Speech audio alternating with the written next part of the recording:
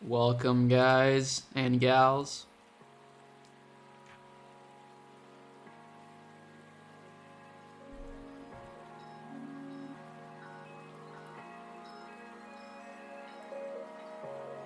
Yo, yo, yo.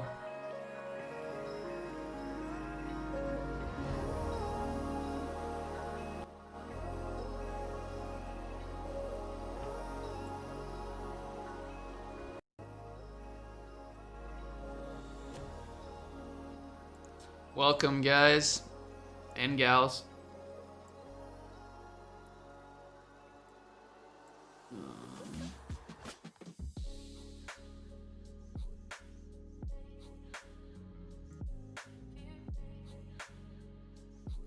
How are you guys doing?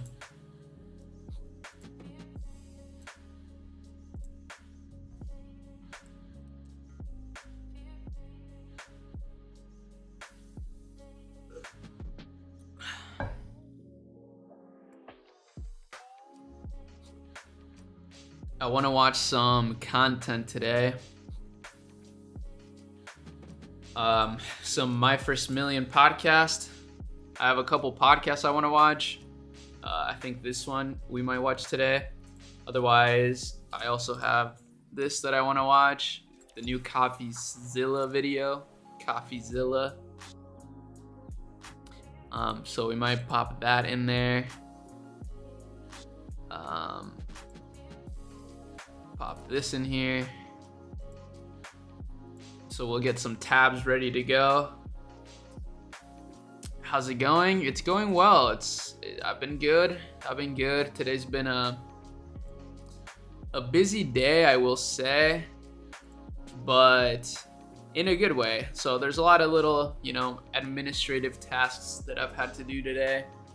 I am also setting up an Airbnb, so I've been trying to figure out how to set up an Airbnb. I consulted with a local property management person and seeing if she can help me out because I would like to do it more passively. I don't really want to have to worry about it, but I have the perfect property for it. And yeah, how about you guys? How have you guys been? Where are you tuning in from?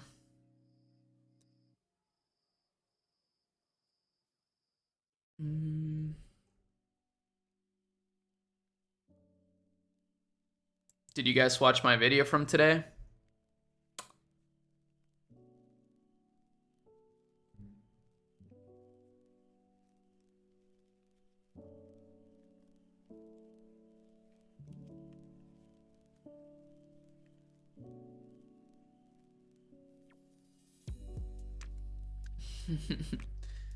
Hey Ari, I DM'd you on Insta. Is the Ecom membership going on sale anytime soon? My budget is tight.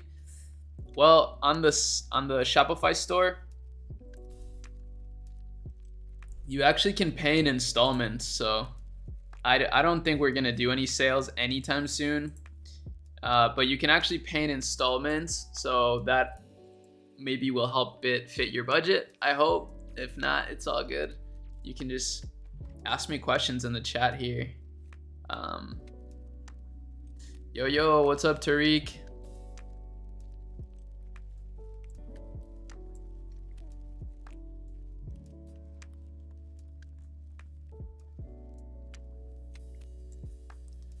Okay, I think I know what to do.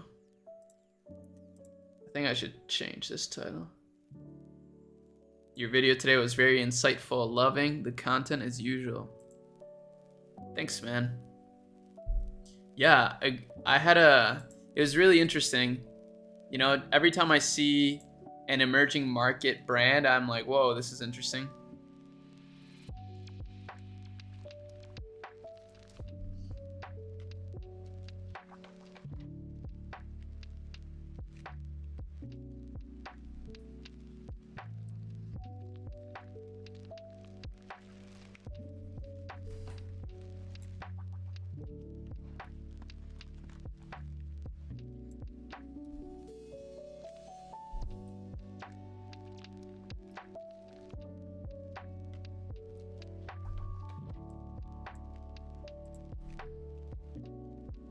Hello.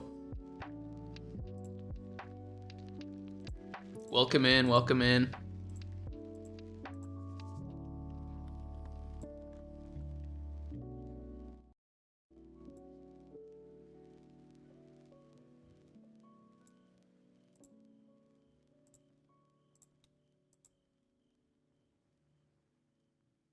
Nice, live streaming again, killing it this week. Thanks, bro. Yeah, So does that mean that like I'm turning the content farm back on. I've been saying that lately, but it's true. So this video is how Rob Dyrdek went from 15 million to 330 million in 5 years. That's crazy. That's like 200x. That's amazing. This will be so interesting to watch. I'm very excited for it. I've been saving it. Hey Ari, should I buy more Bitcoin? I just bought my first $50 of it. Yeah, I think Bitcoin's cool. I think it's a cool investment. I actually bought some Crocs stock today. I watched the Dumb Money Live podcast. It's like an investing podcast, and they gave a really good thesis for why Croc could be like a really up and coming stock, or not up and coming stock, just like a good play right now for the summer. So I was like, huh, I kind of like that idea. So I just copied it and I bought a little bit of that stock today, and I'm gonna be holding it for a while. But yeah, I think Bitcoin is great. I have some Bitcoin as well. Any company that is just really good. I mean, obviously Bitcoin is not a company, so it's a little bit of a different investment, but I like it. I think it's really cool. The digital gold, I think it makes a lot of sense. Sup Ari, been feeling super lost in this Ecom space. I spent $215 on ad spend and only made back $180. I mean, that's pretty good. I would definitely try to just optimize from there. Keep pushing, bro. Don't lose focus. Don't lose hope. Keep it going. You got this.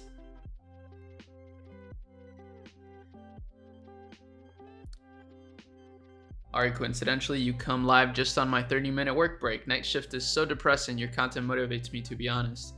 You got this, bro. Don't get demotivated. Remember, your job is just a vessel for making money. That's all it is. So now what you got to do is make that money work for you, and boom.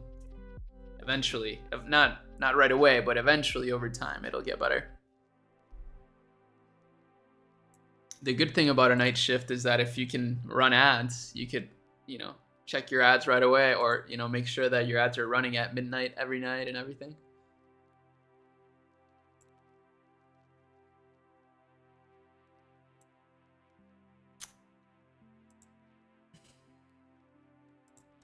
Yeah, but this is another video I want to watch.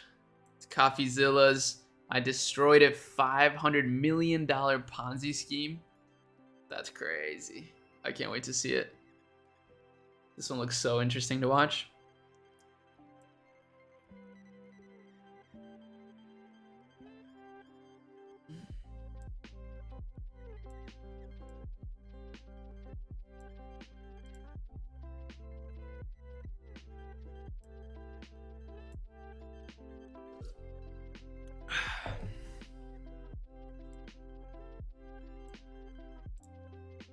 I'm also trying to find more brands here.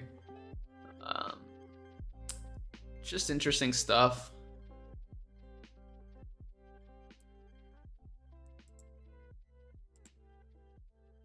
I have access to all these different databases and whatnot, so I might as well make use of it, and try to get some good information out of them.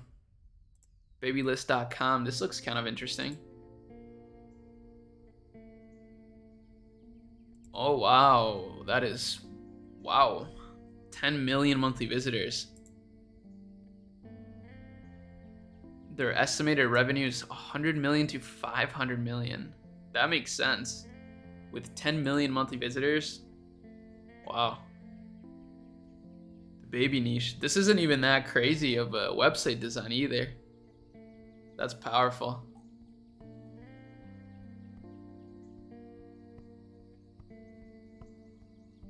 That's so interesting. So basically what you do is you put anything onto your baby registry so you can start your baby list. You get a free baby box for doing that. And then you can add any item from any store. That's actually really cool.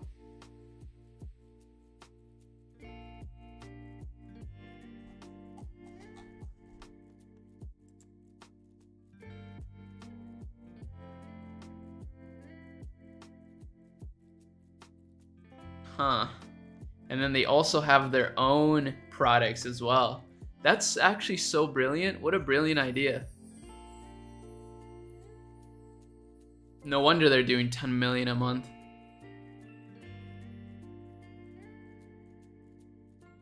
That's so interesting because they're creating an audience. They're adding value to moms by like allowing them to create a baby list, you know, of things that they want people to get them. But then they also created their own marketplace. So not only can people add things to their list from other sites, but also, of course, I'm sure they're giving them incentives to shop through their catalog. That's brilliant. I love that. That's a very creative idea. And they, of course, have guides and more. You know, that's good, valuable content to provide. So this is kind of like a final boss level ecom store right here. Like they got it all. They got content production, like valuable content for their audience. They got tools for their community to use, the baby list. That's actually the main thing. That's what this whole thing is built upon. And then their own catalog that they allow people to shop from. That's so cool. I admire that a lot. I don't know how that will apply to my business, but you never know. You know, that's why it's interesting to find all these different business models within e-commerce. So like on Crunchbase, that's what I do is I just filter by e-com industry, not even Shopify. I've tried filtering by Shopify and like you don't get the same search results. But this allows you to find some really interesting ones because sometimes these are more valuable in my opinion to find than just simple Shopify stores. I mean, not more valuable, just valuable in a different way because these are usually at the intersection of technology and commerce, e-commerce. So I like that. I think that's super cool. Yo, what's up? What's up? Welcome in. Have you seen the exposing $1 billion fraud video by CoffeeZilla? It is some crazy stuff. I think I've seen it. I want to watch this one. I destroyed a $500 million Ponzi scheme. This just came out, I believe, 6 hours ago. So I want to watch this one with you guys. Maybe we'll watch it in a little bit once we get the stream going, you know? We can keep talking and vibing and just trying to bring value.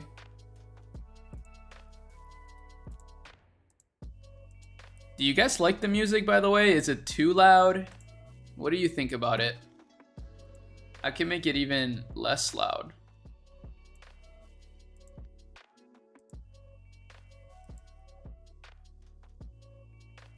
Hi Ari, how much money would you recommend having if you're going to start dropshipping?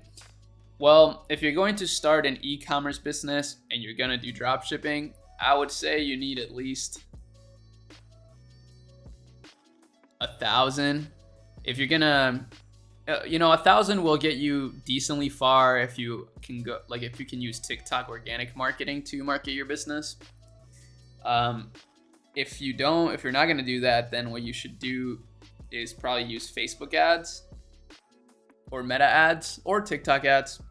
And for that, I would say you need at least 2 to 5K. The thing is, the more you can save up, the better, to be honest, because then you can spend a little more on ads, and having that budget is pretty helpful.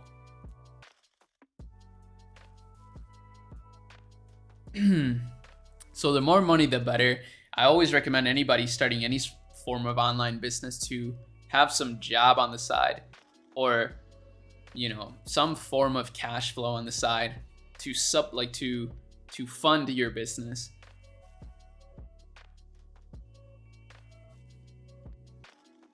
I think it's smart personally. But yeah, this baby list store is so brilliant. No wonder they're between 100 and 500 million. I wonder if they run ads. They probably do. And they have a live chat here. Very nice. So let's go to their app or ad library and see if we can find anything interesting. Page transparency. Go to ad library. Let's see what we find. Wow, 160 different results. These guys are not kidding. They are not joking around at all. So they got a quiz, very brilliant. So like I was saying, they have a lot of free tools for people to utilize, which is so clever. I mean, man, this is such a genius idea. They're doing giveaways, promoting giveaways through ads. They're doing so many things. These guys, they understand meta. So that's that. Pretty cool to watch you live. Thanks, man.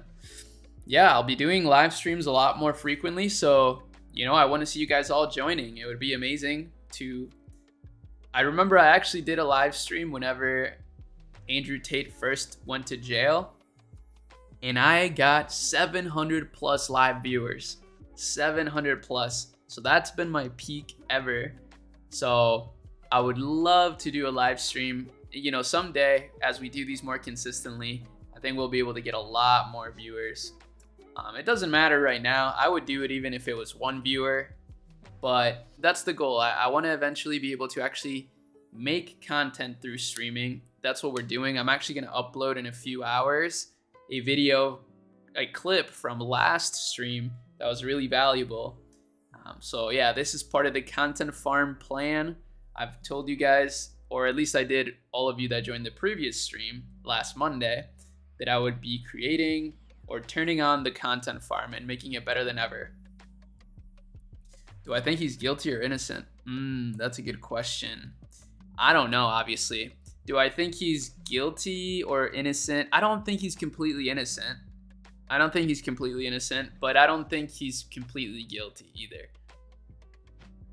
I think it's possible that some of the people that they gathered evidence from could be lying, but I also think there's people that they got evidence from that could be telling the truth. So I think he's not entirely innocent, but he's also not entirely guilty. That's probably my guess, but we'll see. What do you consider to be a good profit margin in an ecom store after marketing spend? I mean, if you can hold 20% margin, you're chilling. You know, to me, 20% margin is good because, you know, here's the thing.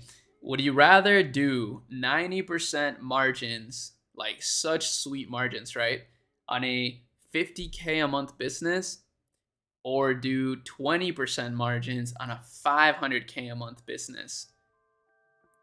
I mean, do the math, right? 90% of 50 is like, I don't know, 45, and 20% of 500 is 100. So you more than double the monthly profit if you're doing 500K at a 20% margin. So that's basically how I'm thinking about it, is as long as I can maintain a 20% margin, that's really good for me. And ideally, you know, we could do 10 million a month. That's like, I don't know why I just thought of that number the other day. 10 million a month, obviously it's very ambitious, but 10 million a month, 20% margins. I'm good with that. I like that a lot. I think that's a great margin right there. So that's the goal, and hopefully you guys get to witness it live. You know, you guys have been watching me for a long time. I've documented so much of my journey on here, and we're going to continue. I mean, this is literally just the beginning. I'm going to be streaming a lot more. We're going to be getting closer than ever before as a community, and I'm very excited for it. This is super fun for me. And again, we're going to start doing things that are really valuable, but also fun, and that in a way save me time, because this video I want to watch, it's about how Rob Dyrdek, this is literally an interview of Rob Dyrdek that came out a few days ago. I'm getting like so tongue twisted. And it's so valuable, I'm sure, and it's something I wanted to watch on my own time, but I also want to keep making more content and engaging with my community and, you know, throwing out ideas. I always love to throw out ideas, and that's basically what I do with the case studies, right? It's like I'm constantly consuming information, researching, and making my own theories in my head. I really treat e-commerce like a science and a bit of an art as well. So yeah, very excited for the future. I've had 60% margins, but I was doing organic. Yeah, so that's amazing, right? Like, I think higher margins are super good when you're beginning because you're going to be able to actually build momentum. But as you scale, it's always important to have a good margin, but you're naturally going to have lower margins if you want to scale. So it's just something to consider. The only good day I had was 2.5K at 55% margins. Yeah, that's super good. Yeah, 10 mil a month, dub. Yeah, exactly, man. I mean, hey, Davey does it, Davey Fogarty, and I had a conversation with him. You guys will see a clip from it soon on YouTube. And I think if he can do it, I can do it too. He really removed a lot of limiting beliefs from my brain, so I really appreciated that. Did you watch Chris Conradi's videos? Yeah, I did. And I actually talked to him too. I talked to him on Instagram. He's a great guy. I really like him. He's cool. How many days should I take to get sales when you start spending, or how many days should it take to get sales when you start spending on ads? It should take, 1 day, 0 days. It should be on the first day that you're getting sales. I'm sorry. Finale of this video got a little messy, and it's gonna be up to you to put the pieces together. Things might be a bit out of order. Whoa. We now learn of this savant that is the man behind Trader's Domain. It took me weeks to go through all the documents, but... Does that sound pretty good? I'm just testing all this out. We're still, early in our streaming career here, so I don't know how all this sounds on your end. I only know how it sounds on my end. Vast majority of your real wealth creation has been in like the last 10 years.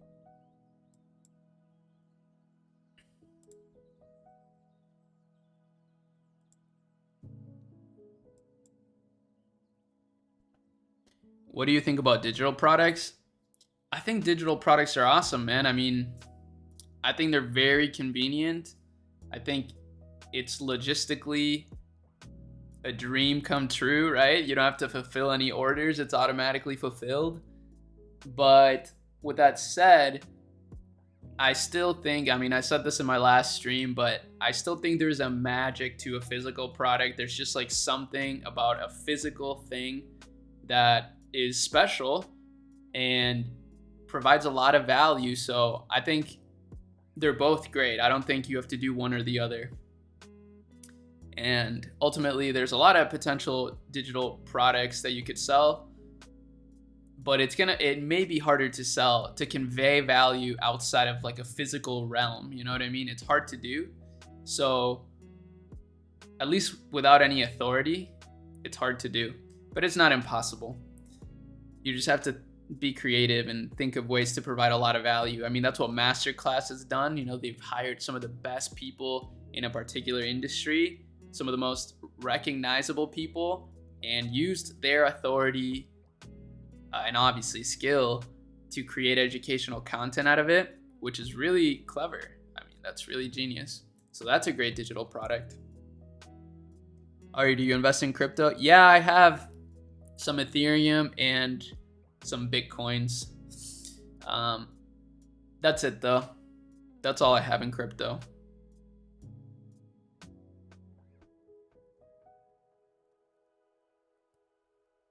Okay, we're gonna check this out now. This is how Rob Dyrdek went from 15 million to 350 million in 5 years. This is gonna be crazy. Does that mean that like the vast majority of your real wealth creation has been in like the last 10 years? No, in the last like few years. But you weren't broke. I would consider myself broke. I would say I started from zero almost in 2016 when I launched the machine. I wouldn't say dead broke. I mean, you're a millionaire. Were you worth at least 10? I would say I was probably worth like 15 or 20. So not broke. But to me, I was like, Dude, broke. To a future billionaire, a millionaire is broke. Bars. Sean, say exactly what you just said to me when we finished our recording with Rob Dyrdek.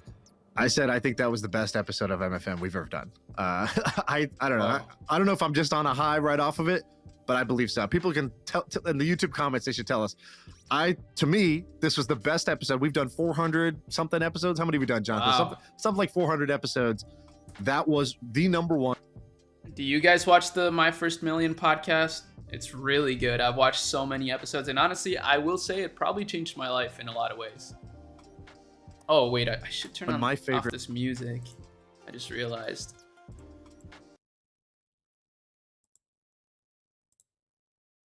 So I'm very excited to see this one. I always learn a lot every time I watch this podcast, so I'm excited to watch it with you all. Okay. You guys are so nice. Appreciate the motivational speech. I understand how you feel. Y'all are too nice.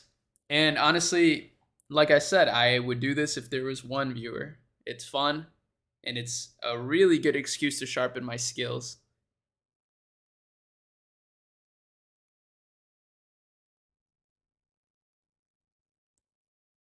Thanks, a random guy. Really appreciate your kind words. Let's continue watching this real quick. The best episode we've ever done. From beginning to end, I'm shocked. So like you asked him, we started getting along really well, and you said, Rob, what's your net worth? And I was like, damn, is he going to answer that? And he gave the full answer. We're not going to say it now, but it's somewhere in the middle somewhere. But he gave the entire answer where he broke it down. He talked about I'm just actually shocked that he said most of the things that he said, and it was amazing. In a great way. In a great he told way. stories of 2 companies that he's built, and the stories were phenomenal. We talked about net worth, what he does with his money, how he thinks about investing. We talked about like how he kind of went from beginner at business and making all the mistakes to now being really sophisticated, and how that all happened in a really short amount of time. We talked about his house, the forever estate, the dream that he's been building around, and how he does. It was we touched. It hit all the buttons. It had the inspirational, the tactical, the entertaining, the humorous. It had everything that I like in an episode, but in one. So I couldn't be happier right now. So if you use Damn, YouTube, I can't wait to whether see you're this. listening on podcasts or you're actually watching us right now, let us know in the comments what you think. Or if you're not a YouTuber, just tweet at Sean and I. It's Sean VP, like Vice President. I'll Sean get a VP, pen and paper ready. and then the Sampar, and add Rob to it, and let us know. I'm going to put you guys on right now to some real game. Hold up. Muji notebooks. Muji notebooks are the best. Straight up. And this is not only aesthetic wise, right? Like they look awesome, but look at how practical this is. When you actually like have it flat, there's not, this swirly thing in the middle. It doesn't like sort of hold. It's like literally flat. You know what I mean? Like that's so nice. The Japanese, man. The Japanese, they understand. They get it. So I'm going to have this ready to take some notes. I think Rob Dyrdek is an incredibly inspiring person. And especially because of his whole career. I mean, it's just a wild career. That's Death Note for Business. Bro, I love that you said that because I literally wrote, I was going to make a tweet a while back, but I never sent it. But I was like, this is my Death Note. But instead of killing the people that I write in here, it makes the dreams that I have or like my goals, it makes them come true. And it's actually true. Like I've had some of these for years. These are some really old ones from like, that's so funny. I don't even want to read you some of these plans because they're actually like, they've happened now. So it's kind of crazy. But yeah, I got some crazy things in here.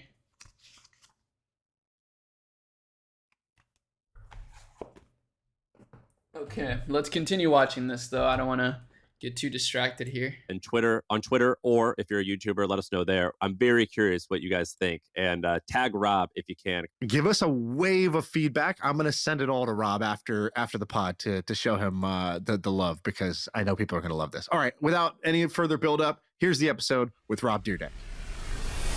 All right, we're live. Rob, Sean, you missed it because you're late.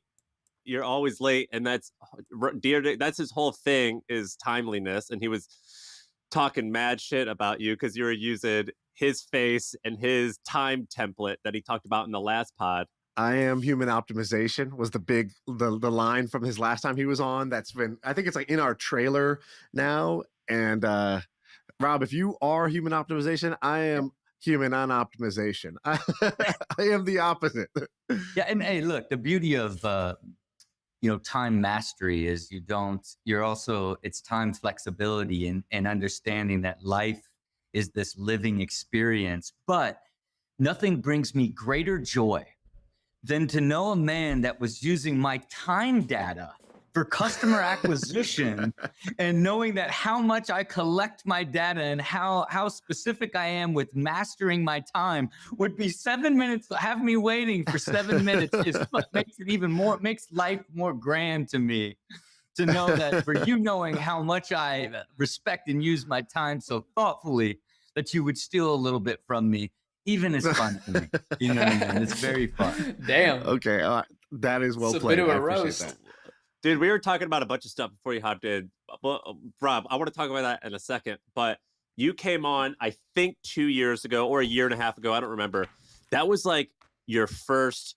I just reread the comments a minute ago. Everyone said the same shit, which is the exact same thing I thought, which was Rob's just a skater. He's smart and does good TV shit and all that stuff.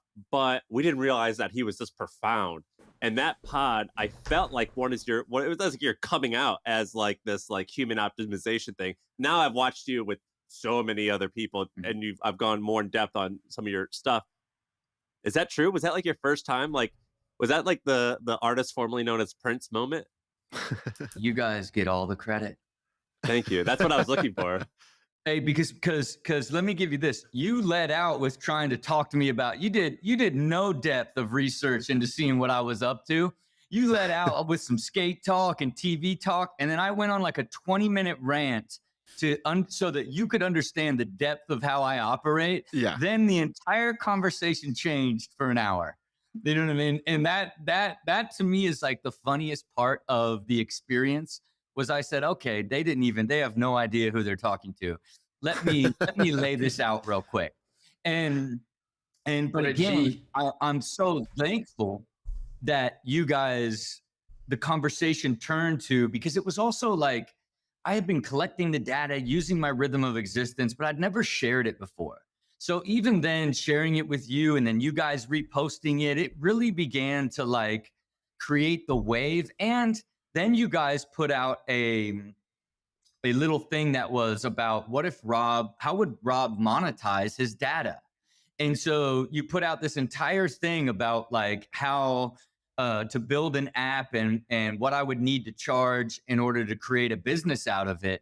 And it really started the wheels in me of like realizing that, man, I need to turn this philosophy first into then a usable digital product that's more intuitive, that's deeper than an app, that's actually a software that allows people to realize this level of harmony and overall happiness that I've created through this system, and which has led to where I'm at today of continually pushing the philosophy forward and ultimately creating a software, was inspired by you guys. We get all the credit. That's nice. There's actually a couple listeners who, after they heard that, made their version. They were like, dude, he was talking about this. It sounded so awesome. He said he might share it, but we haven't seen it yet. So I just went ahead and I made my own version. If you guys haven't watched the last one, which I'm guessing like you probably haven't, it was really good. And he just talked about how he literally dials his whole entire day down to like the 15-minute increments. And it's all carefully planned out. And even though it sounds insane, probably to the majority of us, he loves it and it makes his life incredibly harmonious and filled with joy and happiness. He has kids, he has a wife, he has a portfolio of massive companies, real estate. This guy's crazy. And he used to just be a pro skater and then turned a lot of these different parts of his career into something bigger and bigger and bigger. And it's just really cool. It's like a good story on building momentum. And it's linked to Google Sheets. It was kind of a janky version, but it definitely inspired several people to, I mean, many people to look inward and be like, you know, how am I treating my time? And it seems like you had the kind of the complete balance. You were like, I have my time that's with my wife and my kids, and then I have my work time, and then I have my body, you know, you had it all. So I think that definitely inspired a lot of people to look at it, but it also inspired some people to try to build their own version of that tracker so that they could have the kind of the, you know, the what gets measured gets managed type of attitude around their time. Yeah. And again, I think it's so much more complex than that, right? Because time's alive, and your time and experience, your present, basically your whole life leads to this present moment in time. And then the energy that you feel at this present moment in time is ultimately the quality of your reality that you're in, right? So time ends up being this much more important aspect of learning to manage. And then you're changing all the time. The world's changing. You're selling companies, you're starting new companies, your kids are growing, all these things. So like managing your time and how you stay balanced is constantly changing as well as you change. So it's this ongoing focus in my life that it's this constant assessment and adjustment to lead me towards a better probability of a better future experience. And that's what's difficult when somebody makes their own app. There's sort of a philosophy and a rhythm and a process that I think that I'm creating in the software that makes it much more intuitive based off of the type of personality you have and the way your life rolls to get it to actually work. Because otherwise it just feels like you're making checklists and making data, and then it gets too difficult and it's over. Before you joined, Sean, we were talking about Andrew Huberman, and the reason why we were talking about him is because both I like to skate. Rob is a skater, hardcore, obviously professional skateboarder, and Huberman loves it. And we were talking about that. And I don't know if you know what Momentous is, Sean, but it's like they're one of the main advertisers on the Huberman pod, and it's Andrew Huberman says like, this is the only protein that I like. So obviously I bought a ton. That's what I drink every day. Oh. And Rob was like, is it Jeff? Is he the CEO? I'm supposed to talk to Jeff. Jeff is the CEO. Yeah. Yeah, I'm supposed to talk to Jeff because Ken Rideout introduced us, who was also on the pod. And anyway, Rob was like, yeah, you know, that's cool. It's amazing to see how fast that business grew because of Huberman's, promotion. I co-founded that company not too long ago, and it's just crazy how fast it's grown. And we were like, damn, wait, what? What Rob, a flex. You co-founded Momentous Protein? Yeah, and look, and here's the thing with Momentous Protein. I co-founded it with Matt Wan in 2016. Hold up.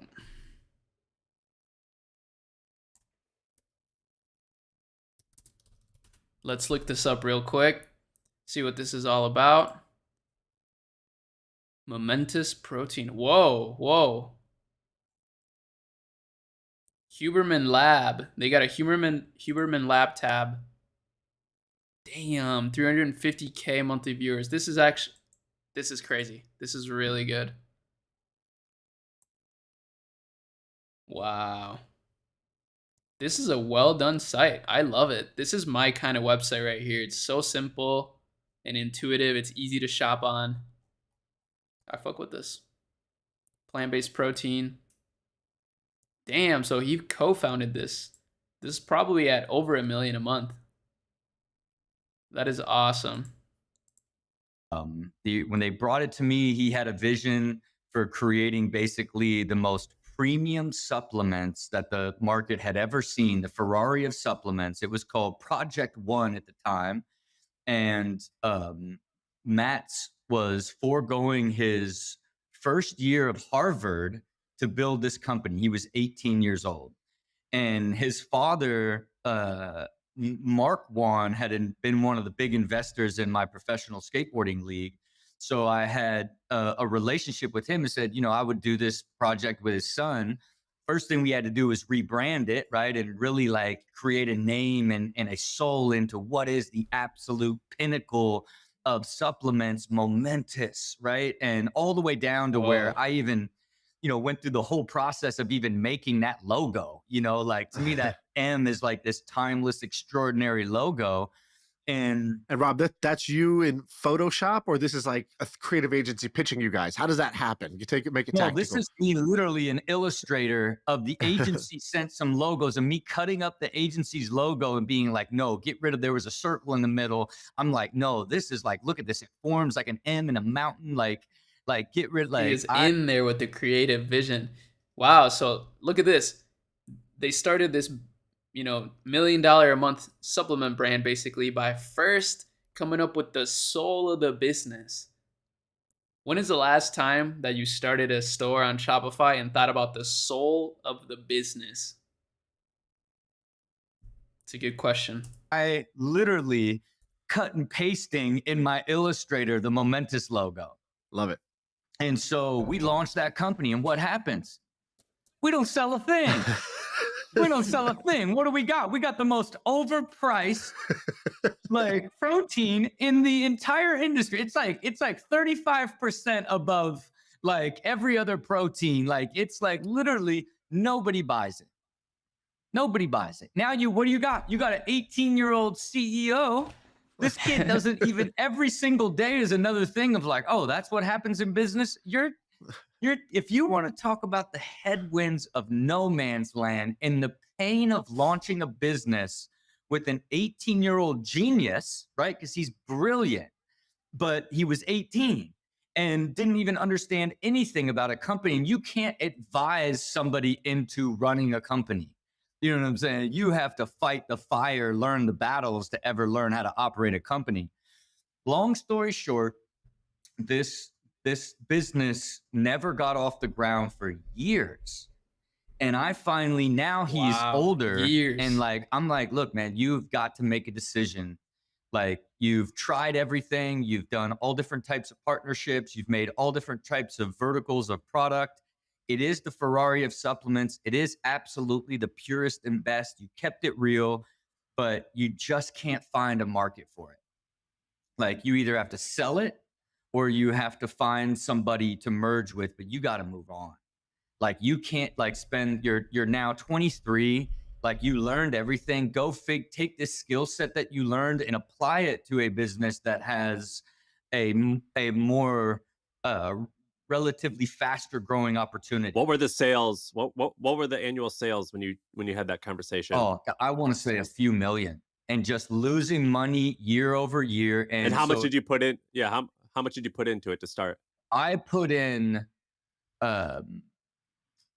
shoot, I want to say not much, like 200,000 in the first, like at the beginning to get it off the ground, and another 100,000, 300,000 maybe.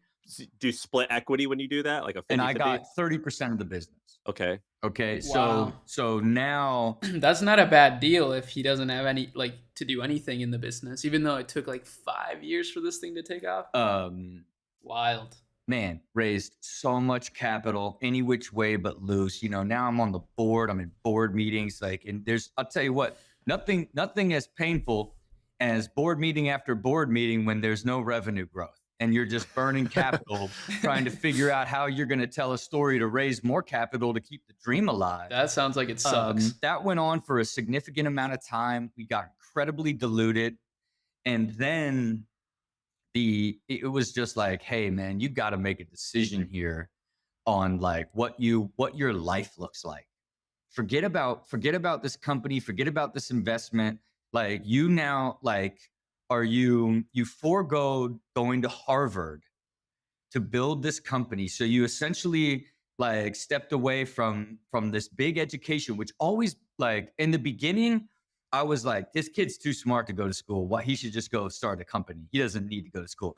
Like, as I have kids and I'm older, you know what I mean? You know, like 7, 8 years later, I'm like, man, I was like the bad uncle by advising him to not go to Harvard, and I'll do this company with you, gassed him up, right? Like, I think he should have went to Harvard in hindsight. But again, like, diluted all the way down. He went out and found That's so funny. Amped, the business that Jeff was running at the time, that I actually, man, I looked at in 2015 and almost did a deal to own half of PR, Lotion, and the Amped product because of how much I believed in the IP of what they developed, because it was built through this biopharma group that I was doing deals with back in 15, in my early days of hustling. And they merged, and in that merger, then they did a deal. Now they're joint companies that the whole company becomes momentous, and then they lock in that Huberman deal, and then the business exploded overnight. Wow. Overnight. Do you know? And Do you know how much did it grow by? like, man, like 20 times, right? Like it went Wow. like Podcast. I mean, that's what I'm getting from this is podcast marketing is a lot more over or underrated than we think. Well, maybe not now. Okay, that was a while ago. But man, it sounds like the Huberman Lab podcast really contributed to the growth of, or like the exponential growth that they experienced after like 5 years of business. That's crazy. like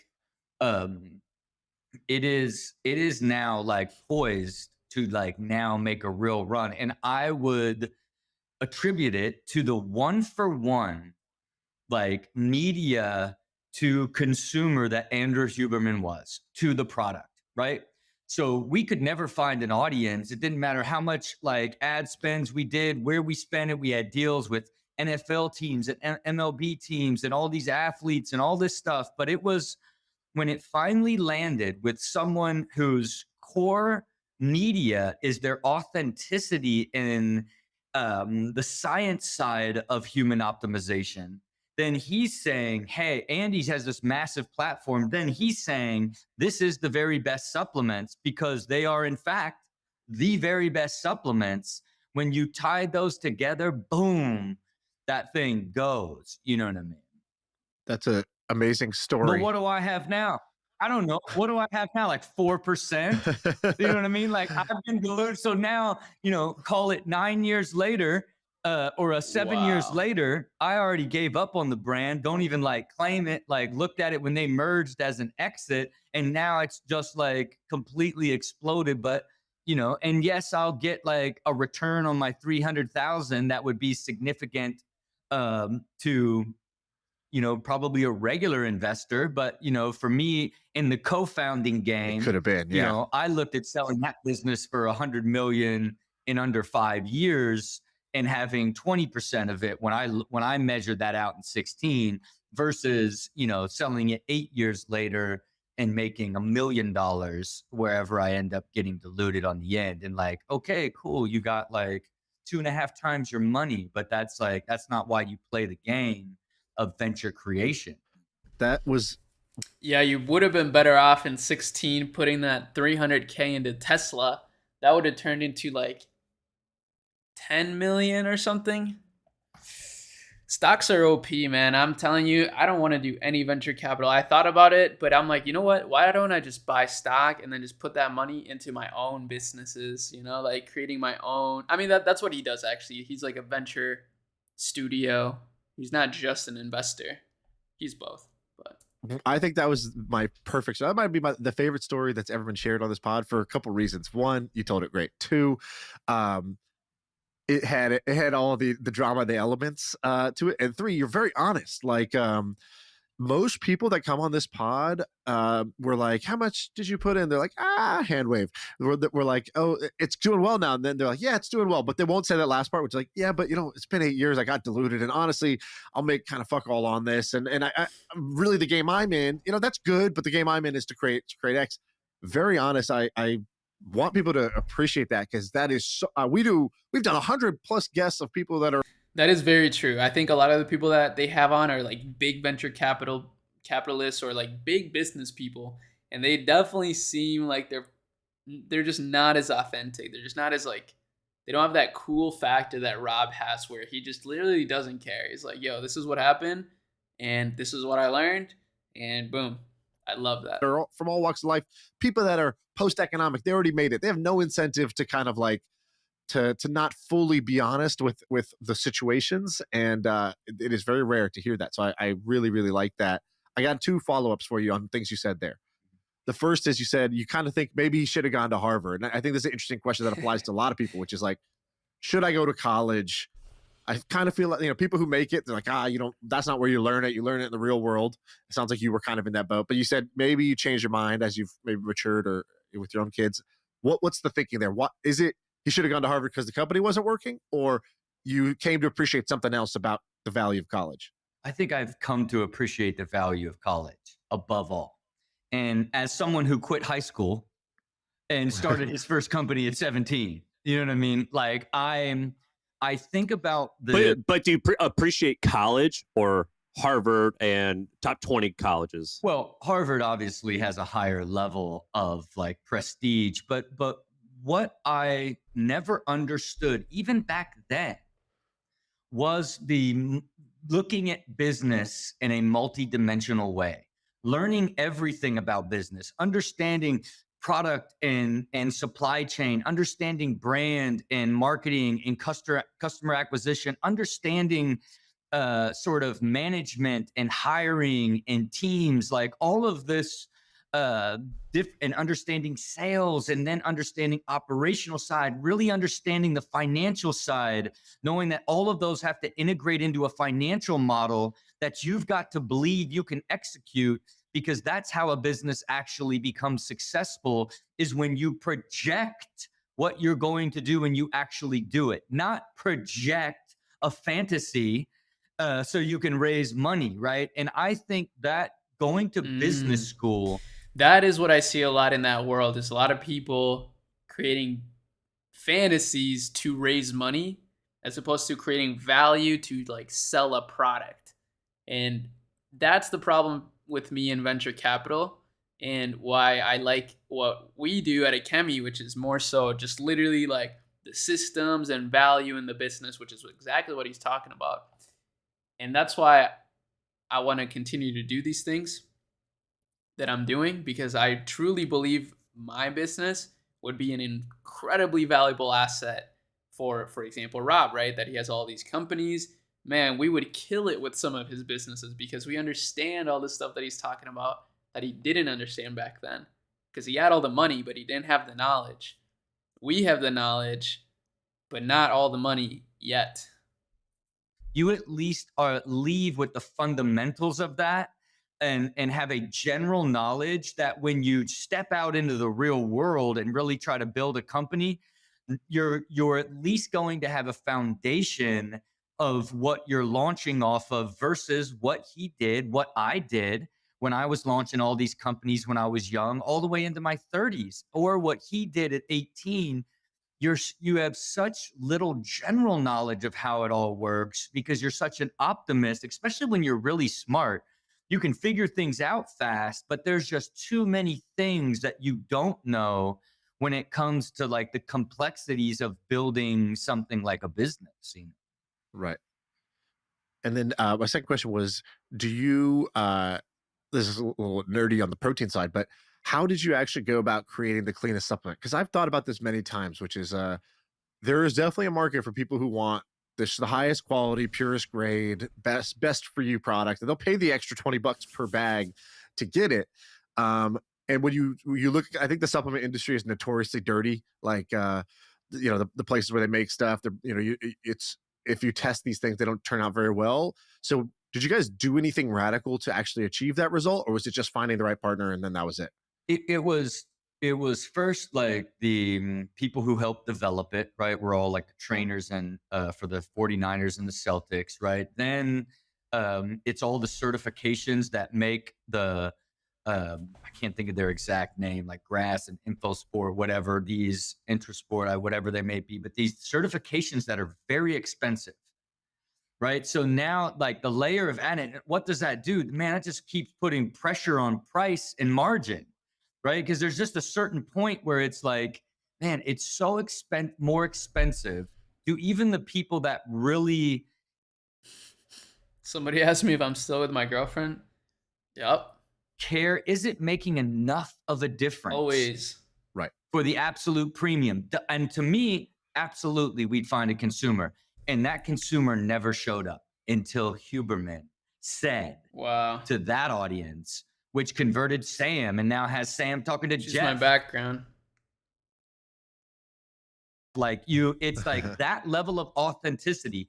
The product backed that up, but we never found that level of media that could validate it to reach a large enough consumer base that would be willing to pay that extra amount of money. It's a dice roll when you launch a business to do it like that. You know, We need to get in the certification business, I think. Yeah, that sounds like the real business Yeah. opportunity in there. This is cruelty-free certified ink. Yeah, we will certify everything for y'all for the low price. By the way, it's funny that like Joe Rogan is like bro Oprah, but now Huberman is like Dr. Phil or Dr. Oz or something like of this kind of like the guy media game where it's the doc. If the doc says this is the way to go, if he says this is clean, you know, he can move a lot of product, like an unbelievable amount of product in a short amount of time. but look, you Wow. think about, it's like when you think about the depth of him and how he approaches it, like you know how deep it is. So it's like he's earned that respect from you. And so it's like you don't question whether or not Nike's going to put as much effort and innovation as they possibly can into a running shoe. You don't even look into the technology. You pick the color and which one feels the good. You know that they're going to do all the work to get it there. Developing that level of authenticity is incredibly difficult, you know, because there's a lot of other people that are Huberman-esque that do not have his depth, which in turn does not allow, or his process that you believe in, which in turn doesn't That's a funny term. allow them to carry the same weight that he does. And that was probably just a straight cash deal when you guys bought that ad spot, I would imagine, right? Yeah, I'm not entirely sure. I wasn't involved in the company at that point. I'm not entirely sure what his deal is. But whatever it is, he got underpaid. Whatever it is, it was too little. Look, I am not privy to what it is, but whatever it is, they got a deal. You know what I mean? Like, I just know that much. What are some other venture creation that you've been up to? So that was one amazing venture creation story. You got me hungry for another. Do you got any other interesting things you've been cooking? And how many have you even done? You've done dozens of these. Yeah, I've done a bunch. You know what I mean? And that's, Man, this is so valuable to just get the behind the scenes knowledge of what a venture studio looks like and what it actually takes to launch a business. I think the dropshipping space has really spoiled people to think that, like, if you're not making money the first hour you're launching your ads, it's not going to work. But he's talking about how this protein company took 7 years to finally take off. That is wild. So crazy. and here's the beauty of it too. So this is, by the way, should we continue to watch this like this or should we watch it like this? I know this is probably less engaging, but it's probably, I don't know. What do you guys think? This is the brand, Momentous. That's the one they were talking about, but now he's going to talk about some more of his businesses, which I'm actually really interested to see.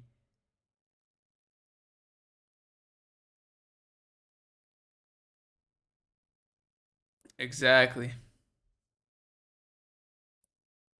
Okay, hold on. Let's just continue here, and then I'll answer some more questions. Too is like, I've made so much money, right? That you can play the game more honest, right? But you're not really, you're judging yourself off of your IRR, but you are not like, once you get to a certain point, like you're playing the game for the speed of the IRR and the scale of the IRR and its potential. Because when I started the game, I wanted to build 50 to 70 companies and make, own 25 to 35 and sell them for between 50 million and 150 million and make 20 to 30 each. But when you sell a company for 200 million and get 150 million, you're like, well, that's way more fun. Like, how do I move this number from like making 15 to 30 million a deal to like 50 to 200 million a deal, right? You just begin to change as you're sort of evolving. And what, do less deals? You want to do less deals, right? And then you want to be much more focused on the opportunity, and then like focused on all the lessons learned. Would I start a supplement brand with an 18-year-old ever again? I would not. You know what I mean? Like, and so let me give you an example of an opposite version, right? So I was approached by a really, really seasoned CEO who had just built a company and sold it. It was a footwear brand called Greats. Okay. So I also owned a pair of those, man. Right. So you understand him as a brand and him as a brand builder and as a CEO, like, and he had an idea he wanted to share with us, and it was in the beauty space. And he essentially presented to us this concept of filtered shower water is this overlooked cornerstone of creating your beauty routine. Like, your water is filled with all this garbage that dries out your hair and dries out your skin. It does all this stuff. Yet for some reason, there's no one's approached beauty and filtering the water, right? So we do all the, and again, so, okay, wow. That's fucking brilliant. That's such a good way to approach a beauty brand. It's like, I mean, I'm sure that's actually what a lot of people do, is like approach the pain point of the harmful chemicals, let's say, in your product. But what about like getting deeper about like the things that people do every day, such as, take a shower with water that's potentially drying out their hair. So creating a shower filter aimed at making your hair better, that's a great angle. That's a great business idea. So Luke Belmar talks about this: rather than chasing the quick money every day, build long-term and take the big payout. Facts. I believe that he mentioned that in our interview as well. Yeah, I'm young, and what he said really called me out, because really there's more than to business than we think. So true. The older I get too, the more I realize that, and the more I realize like my dependence on a team. I don't know how people build solo entrepreneur businesses without going crazy. I think building a team is very essential to growing, especially if you're doing multiple things.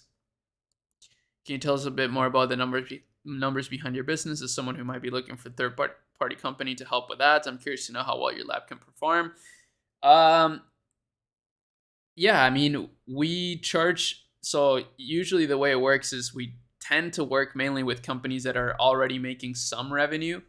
It's the likelihood of success is a lot higher that way, obviously. So it makes it easier for us to work together and scale, because we know a lot of things that are working. If it's from complete zero, we still charge the same amount, even if it's more risk to us, because we make most of the money at the agency, at least, from after we've been working together for a few months. Yeah. So biggest numbers we've made. I mean, for some clients, we do regular 20K days. For some clients, we're doing regular 10K days. We have no customers that are unprofitable, though. I'll tell you that much. That's real. That's the real truth. There's no customer that's unprofitable. If we ran unprofitable, I feel like people would just fire us. There'd be no need for us, because anybody could run unprofitable ads. But I think the real skill comes in when you can scale profitably. So that's why earlier in the stream, I was talking about how my goal would be to be able to generate 10 million at a 20% margin. So maintain a 20% margin all the way to like 10 million a month. I think it's totally possible. I used to think it wasn't, but the more people I meet, for example, like Rob, that's at 300 million, Davey Fogarty, who's at 500 million. I literally interviewed with him, and he really got into my head in terms of like how it's very much possible to scale to 100 million a year through just meta ads. I think that really rewired my brain in a lot of ways. And yeah, okay. But to answer your question, we can work with anyone. We have the team for it. But again, it's going to be the same price either way. So it's $2,000 a month to start for meta ads. Okay, a couple more questions and then we're going to continue. Tips for finding good people to add to your team. It's hard, bro. It's hard. I would definitely suggest just, use Upwork, use these sites to begin with. You can build your team through Upwork. That definitely works. Maybe even Fiverr. These sites definitely can help. Does personal brand play a factor? Certainly. Everybody that is on my team, almost everybody has approached me via DMs. Like straight up, I've found them through me putting up a post on my Instagram saying I need somebody, and then a lot of people come to answer that, and then I sort of filter through people. And somehow, I'm not the most diligent person in the world, but somehow I feel like I've just found the perfect people for everything that I needed, just because I've been really intentional with how I hire, and also because the people that follow me tend to be sort of like me or understand me already, because like they've been following me for some time. So I feel like they know me, and because of that, we can just, we work very well together. I'll say this, last thing on hiring. I've actually never had a hire that I was super satisfied with right away. Like there's always a lot of nuance whenever you're working with somebody, and a lot of things that are just lost in translation, miscommunication, not enough communication. So at the beginning of every relationship that I've had online, like with a team member, it always gets better and better. So give it time. That's another piece of advice. Okay, last question. How are you different than anyone else? I think the main difference is that we really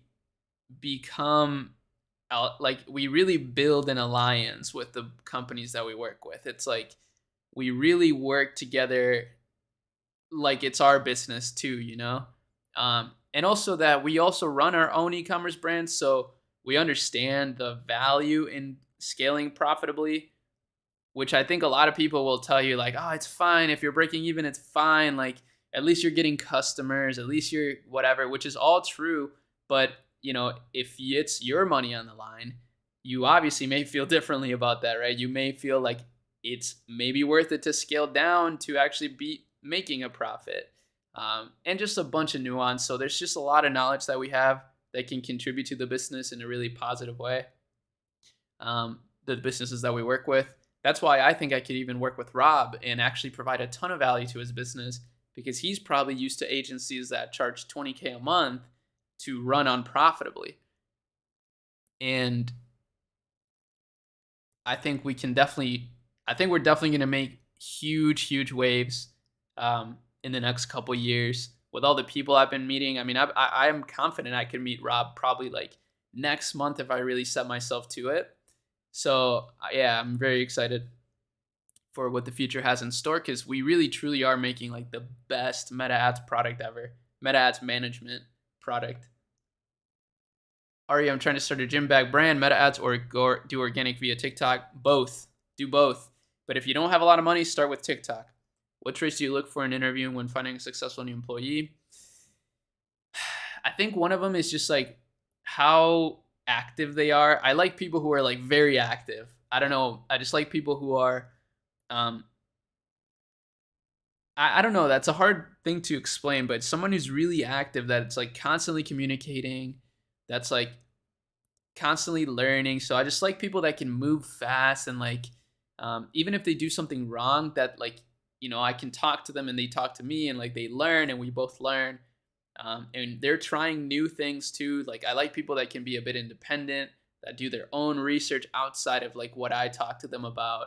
So all of these things, they're really hard to measure, but that's why it's been so helpful to hire from my community, because the people that watch my content tend to be similar to me in terms of like their interests, or I don't know why that is. I think somehow like because I don't edit my videos very much, the people that really engage are the people that just resonate with me as a person. So yeah.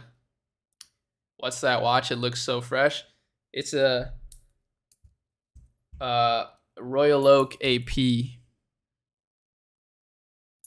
It's super clean. I love it. It's my new favorite watch. It's my first real like trophy, I would say, that I bought. Aside from my apartment, I love this apartment. This apartment is like my dream place. Interesting. Then now you look at it from a business model, right? Then it's like, oh, wow, now it's reoccurring revenue. So it's a single bit of hardware that now the filters have to be replaced. So now you've got this reoccurring revenue. Now it's a super experienced CEO that has a depth of knowledge in DTC. So it's not like, you know, a lot of times you'll find that's what venture capital people call Ecom, is DTC, like direct to consumer. So that's exactly what he's talking about, man. I'm telling you, people in that world are just crazy with how they spend money. They don't have the same scrappiness that our agency has, and like resourcefulness. I think the best word to describe it is resourcefulness. An experienced CEO that came from retail who just, I want to build an Amazon business, right? Because retail's so hard. Like anytime you find people trying to transition to what they think is an easier way to create sales, is always a red flag. But again, now he has the understanding, the knowledge, and now it's like, is this space valid? So we do the research. What do? We go and look at the entire space of all of the filtered shower heads, the entire market. It is tiny, tiny, tiny, under $1 billion, right? And he wants to charge $135 for the unit, $35 for the filters. You know, you can go to Home Depot and get a shower filter for like $19. You know, there's like one premium one that's sold by a beauty company that's, you know, kind of chromey or whatever. That's like $99, $100, but like no movement. And so when you look at that opportunity, you look at it like it's as clear as can be, where it's like, man, this is either pure white space and there is a real opportunity to like make this matter in beauty and make a massive business, and or it will like literally just not work. It is like so pure. But then the tantalizing side is, well, boy, if it works, man, it's like, think of the friction it takes to get a shower head in. But man, think of how low the churn will be on the subscription, because it'll be way more friction to take it completely out, to stop your reoccurring like subscription every 2 months than it will, and put back your old shower head. Like that made it this incredibly compelling concept. And by the way, for the listener, this is a good point. basically your shower head. That's So I don't even think most people know this, but the shower head, it's not that hard to remove. You can kind of do it yourself. And Yep. what you're and it's Jolie. Is this Jolie? Is that how you say it? Totally. Yep. That's his brand? No way. I've had this one in my notes for a while. I think I even did a whole video on it, I think. Wow. Dude, this guy's crazy. I did not know he was behind this as well. This is such a good product. That's so genius. Jolie, and you basically, they give you, because I've seen this company, they killed it in year one. I think they did 4 million in sales in the first year. They send you a thing, a new shower head. They send you a wrench. You put it on there, and then you put little like filters and packets. And I think they smell nice or something like that. And they might have some type of other good stuff in there. But the premise is that for all the really hardcore health nerds, they're afraid of some of the chemicals and minerals that are in city water, and so they want this to be better. And I have friends that have like what's that one like charcoal water filter that's made out of metal that they do that for their home. Like they do these really like $10,000 projects for their home. And what this product is that for a shower head. Did I summarize that? Right? And that's correct. And it's the efficacy of it, right? And then how did they launch the company? How were they able to go to 4 million? And now this year, they'll do close to 40 million. Is that they opened it up by like putting in your zip code so you could see all the contaminants in your water. Ah, nice. So That's how they so did all their genius. initial customer acquisition is they got all the data of because the water departments have to report all the contaminants in the water. And so they scraped all that data. You put in your zip code and then you got a complete report of all the stuff in your water. That's how they did customer acquisition for months before they even had the product out. You know what I mean? Then they did pre-orders before it launched, right? Then what were we all hanging on for? What's that first quarter of churn? The churn was at like, 1.2%, like of the subscription. It's like everything about it. And then it was just growth month over month over month. Then like they just keep evolving. Like they launched an Air Wand in the grocery store. They have a giant display and you can buy them an Air Wand, right? It's like the entire process of how they did it overnight. Because you got to think, how do you value a business like that? That business is valued at 200 million plus in a year and a half. Because how do you really look at that where it's like, yes, it's selling hardware month over month, but then it is stacking subscription dollars. Like, so it is this extraordinary hardware subscription service that is incredibly rare, that has made it so valuable overnight. He built the company with 3 people. We're the primary investor. It's profitable and never raised another dime ever again. Chef's kiss. What size check you do on that one? Yeah, I did 800 in that one. So that's substantial, right? For an early stage startup. I mean, I'm all over the place, but I'll go up to 10 million. You know what I mean? So when I think 800, I think it's like kind of small. What's been the biggest bet? Like where have That's you plotted? crazy. There are levels to this. He just dished out $800K in an Ecom brand, and we're over here scrapping pennies to run ads at $50 a day for a dropshipping product.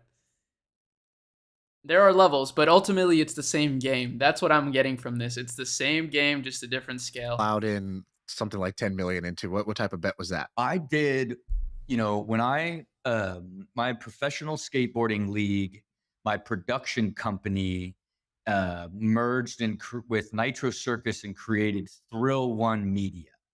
And then we sold Thrill One Media for 300 million, right? Of which we got 200 million, right? And this was sort of like the layering in of my production deal. And then the group that bought Thrill One, I invested 10 million with them to buy me, and then did a separate deal as it relates to having a bigger stake in the production company that I sold and my league and the overall sports property. Because I knew during that transaction, I knew I was going to negotiate for a bigger television deal. So I basically leveraged, my ability to go and get a lot of value for the company. So I got all this equity back. They just paid me, close to 200 million. So I used 10 of it and to invest in buying me so that I could, turn around and hopefully make another, not nearly as much, but hopefully like another like 100 to 150 off of it a couple years down the line.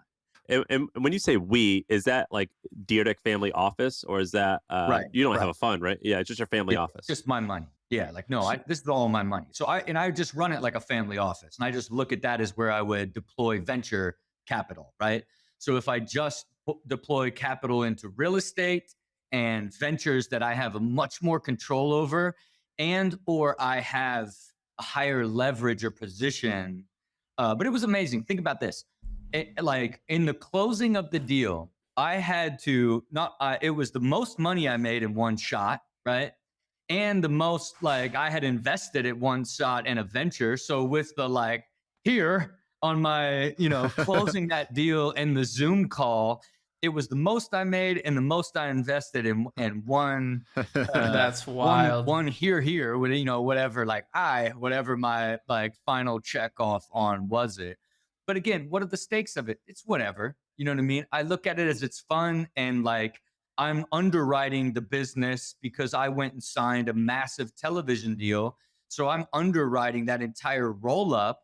Like, and it's amazing partners. It's Dana White and the Fertitta family who own the UFC. So it's like even being close to them and knowing them for so long just makes the joy of even partnering with them fun and exciting. And I dedicate very little time to it, right? Like I still and help sort of adding the vision and how to continue to evolve it and grow it. But I, continue to shoot television at an even much higher scale. Like now I'm shooting 336 episodes a year, up from 252. He's doing 300 plus episodes a year of ridiculousness. That's insane.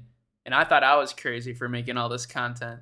But this guy, I'm telling you, we're playing the same game, but just a different level. This guy's like in the hundreds of millions, but he's trying to get to 1 billion. That's super cool. That's still at 4% of my time. That's essentially 5 hours a day, 4 times a month for 10 months, right? Like is essentially what it is. But it's underwritten the entire roll up. It is, a $1 billion television deal over a 7-year period with the production and everything involved. I get all my talent money, but then I'm also leveraged into the roll up in the production company again to sell it again. And it's just squeezing water out of a rock. You know what I'm saying? It's like you're looking at opportunities inside every deal. There just isn't a world where I'm just looking at like, where are the ways for me to add leverage, create opportunity in each one of the ways that I look at every one of these deals, each and every time. Who are some of your business advisors, mentors, friends that are helping you develop this muscle? Because you go from and anything you want to do, you go from a white belt to a blue belt. Eventually, you can become a black belt. And it sounds like when you started, you were more of a white belt like everybody, and now looking at structures, looking at ways to double dip, looking at ways to measure. Okay, I want IRR, but also I should be thinking about the gross dollar amounts and maybe fewer deals but bigger deals. Who have you learned a ton from that you respect either as a friend or a mentor on the business side? Man, I don't think anybody plays the game like this that I know that's in my circle. I think it's that experience and it's that like continually looking at every deal multidimensional. Right. And I think like the gift that I actually had early on is I used to look at media and marketing multidimensional. Right. So like in the early days, I would, be able to look at like a television show and how are all these ways that I can monetize it. Right. Like how do I own the rights of media and then I could sell that to different people? Like I always looked at opportunity multidimensionally, but I didn't understand how to build and create value in business. So I never looked at business multidimensionally. And I just think once I taught myself really how to look at business holistically and how to create and build businesses to sell, creating value, that then I began to look at, how can I see all of the opportunity in these different angles in order to, create the most value for myself. And a lot of times underwrite risk. You know what I mean? Like if I didn't know I was going to go and sign that mega television deal, I wouldn't have put into 10 million. But but then I said, well, what if I go and sign this deal? How much additional equity will you give me for my 10 million? Right. Then they're like, oh, if you go and get that deal, then we'll give you 12 extra percent. You know what I mean? Like, then it's like, okay, now I'm like, I just literally overnight made my 10 million worth like 60 million. and underwritten it off of a deal that I'm going and making Whoa. hundreds of millions of dollars to just do. So it's like and at the end of it, and keep in mind, through all of this, I work less now than I've ever worked. You know what I mean? Through optimizing my time and getting more and more efficient of how I use it, I work at about a 40-hour week to manage my family office, all of my venture portfolios, and shoot television and a podcast. You know what I'm saying? All of that is without a 40-hour week. Wow. This data is wrong every freaking time. Have you heard of HubSpot? HubSpot. All support. So you have liquid and you have obviously illiquid. What do you think the kind of the N word, the net worth is at? And do you have a goal with that? And last podcast, you go, I need to be a billionaire like I deserve. So like, yeah, where are we at? You remember that line? It was a beautiful line. No, I don't. But that's really funny. It's like I was doing, because you got to think like, I have this. In between our last call, I had this. I hired an amazing CEO that came from a family office structure. I needed somebody that understood business, but understood sort of the dynamics of a family office, but was also young and excited to go on like a journey to $1 billion, right? And so I have modeling for just my cash flowing assets that take me to $1 billion. Like forget about like any of your venture stuff and building out sort of your pathway through the business side. Like I have modeling out to the year 2050, like that I have fully integrated on all asset classes that I'm even investing in. Now, where do you make the $1 billion? You make it either slowly over time at compounding or in big chunks, right? So if today my net worth of all of my assets is a little just under 350 million, right? That the pathway, there's the slow, long pathway to $1 billion. That's easy through compounding, right? Because the majority. What do you assume? Of just like 7 or 8%? Correct, right? And with the buildings now, you got to think about the way the buildings work and the real estate work is I'm getting 5 to 6% cash, like tax-free cash, but I'm still getting 7 to 10% equity growth over the long term.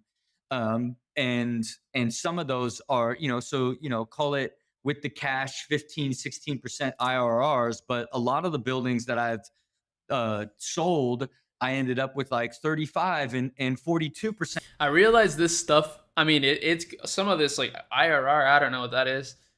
It's going over my head, but at the same time, there's like, the main thing I wrote down so far is that this is the same game. It's just a new level. It's like, it's just a different level, but the fundamentals are there. Will there be a replay of this? Yes. So all of the live streams get put into a live stream tab on my channel. What I want to do is I actually want to start, I want to start live streaming earlier. So maybe next time I'll stream from like, let's say 1 to 4. Today I did it a little bit late. That was my bad, but I knew I wanted to watch this video today. So I had to do it on stream. I figured that would be the best use of my time. And so far, this has been unbelievably valuable for me. I really hope to meet Rob, and I really hope to work with some of his companies because I really love the way that he's thinking about these companies and the approach, right? Like the multi-dimensional look at these businesses that he launches is really smart. It's super cool. And it reminds me a little bit of how I wanted this Chemi ecosystem to be like. My agency operates as a sort of venture studio as well, except it's not a venture studio because we just test our own products. And then we also have a community that's educational, but it also creates a lot of research that we can leverage for our agency, for our brands. It's a great ecosystem. And I think that's exactly how he's thinking about his businesses, but just at a crazy level, right? He's like 50. He's been in this game for, I got in this in 2016, and that's when he was already investing like tens of millions into companies. That's amazing. This is so cool. IRRs. Right. And then what do you do with that? You 1031 exchange it and you get new buildings on an ongoing basis. So like that real estate even side of it, is compounding in a unique way. And then with my cash, money markets are giving you 5% right now, close to 5%. And then I keep a significant amount of liquid dollars in sort of Nuveen high yield funds that kick off around a blended 10% that aren't going to grow, but you get cash for your cash. You're making so much cash off of your cash. Then you're making so much cash, tax depreciated cash off of your real estate portfolio that when you look at I look at that, I call it the modern cash flow portfolio, where it's just that cash is underwriting the expense of my life in the family office, right? And so I don't even like when I have these big exits and when, all the money I get made from TV, I look at all of it through the lens of how much am I actually making post-tax per hour. So, okay, it seems like I'm making a lot shooting television so efficiently, but and how much time I actually work on the Dirtic machine and the actual venture side of the business when you look at long-term capital gains versus ordinary income. But boy, when you look at the amount of time I spend on that cash flowing portfolio and real estate, it's a couple hours a year. And so what do you have as a dollar per hour goal? Like, what is good for you? What is bad for you? Right. So like everybody has if I do something that saves me $100, I go return a blender to the store. That wasn't a saving of $100. It was a loss. I'm looking at $1 million an hour as the goal. You know what I mean? That's your goal. Like as it relates to energy and effort that's put into $1 million an hour. And because it's fascinating when you look at how much money I make from television and then what that ends up being like post-tax and fees, even though it seems like a limited amount of time because and it's only 4% of my time, but seeing all of them through that lens, it's a way more interesting way to view it all. You know what I mean? Because and again, it goes back to time. It's like because what life do you want to live? Right. And where do you get time? Where can you buy time back? But ultimately, where are the places where you make the most money? And people don't believe in them. Like this idea of passive income. Passive income is not buying a building that you've got to operate and you're constantly dealing with like trying to keep it rented and things breaking and trying to make decisions. That's not passive income in real estate. Passive income is when you give money to an operator and they give you cash back for your money. That's when you're doing nothing. Now what you have to get good at is evaluating rules and creating principles for the type of operators you'd be willing to deploy capital with so that you know that they're world-class and that what they say they're going to do, that they do, which in turn, all you're doing is reading statements and putting a little money together or putting a little bit of time to think through future strategy a few times a year. That's the difference on the way you choose to get into an asset class. And based off of the last pod, you were saying how like, I think you said, I think you're 47 now, right? Oh, wow. He's not even on the 50. last pod that basically, I thought he was. That's my bad, Rob. If somehow you ever watch this, that's my bad. I think you said into your late 30s, you'd screwed a whole bunch of shit up. I think when you were trying to raise money from, I forget the VC or PE company, but you were raising money for something and you're like, dude, my business sucks. I'm losing money. Turns out I was wrong. So does that mean that like the vast majority of your real wealth creation has been in like the last 10 years? No, in the last like few years. But you weren't broke. I would consider myself broke. I would say I started from zero almost in 2016 when I launched the machine. I wouldn't say dead broke. I mean, you're a millionaire. Were you worth at least 10? I would say I was probably worth like 15 or 20 in that zone, so not broke. But to me, I was like, dude, broke. To a future billionaire, a millionaire is broke. Well, that's so funny how your perspective changes over time. 15 million sounds like so much money, and he says that he would have considered himself broke back then, and he's not even trolling. Like he's dead serious. I mean, obviously he's kind of funny about it, and obviously 15 million is a lot of money. He probably recognizes that, but just the mindset Wow, that's so interesting. Yeah, but he described it. He was like in my 30s. He's like, I spent this and this, and you said phrases like I had nothing, and Yes. I was But I would tell you that the majority of this wealth was all created between 2018 and 2022 over that 4-year period, right? And now it's exponentially scaled, right? I don't even know, when I think about sort of how I very conservatively value the ventures that get me up to the 325 zone. I could easily push those to, I could easily say those are, push me closer to 4, right? But it's also like, then, okay, how do I want to continue to create like bigger opportunities in the future? Because I'm always like 5 years into the future, the same way I understood in 2016, here's the strategy. The strategy worked, only it was bigger than I had anticipated. Then all these other additional things had happened. I had the clarity of like, this is what I was going to do. But then that clarity, the universe conspired to create more opportunity that I capitalized off of and got to this scale that I could have never imagined in such a shorter amount of time. And all it does is make me see further and clearer on how I can get the scale even bigger, which leads me to believe compounding, I become a billionaire over time.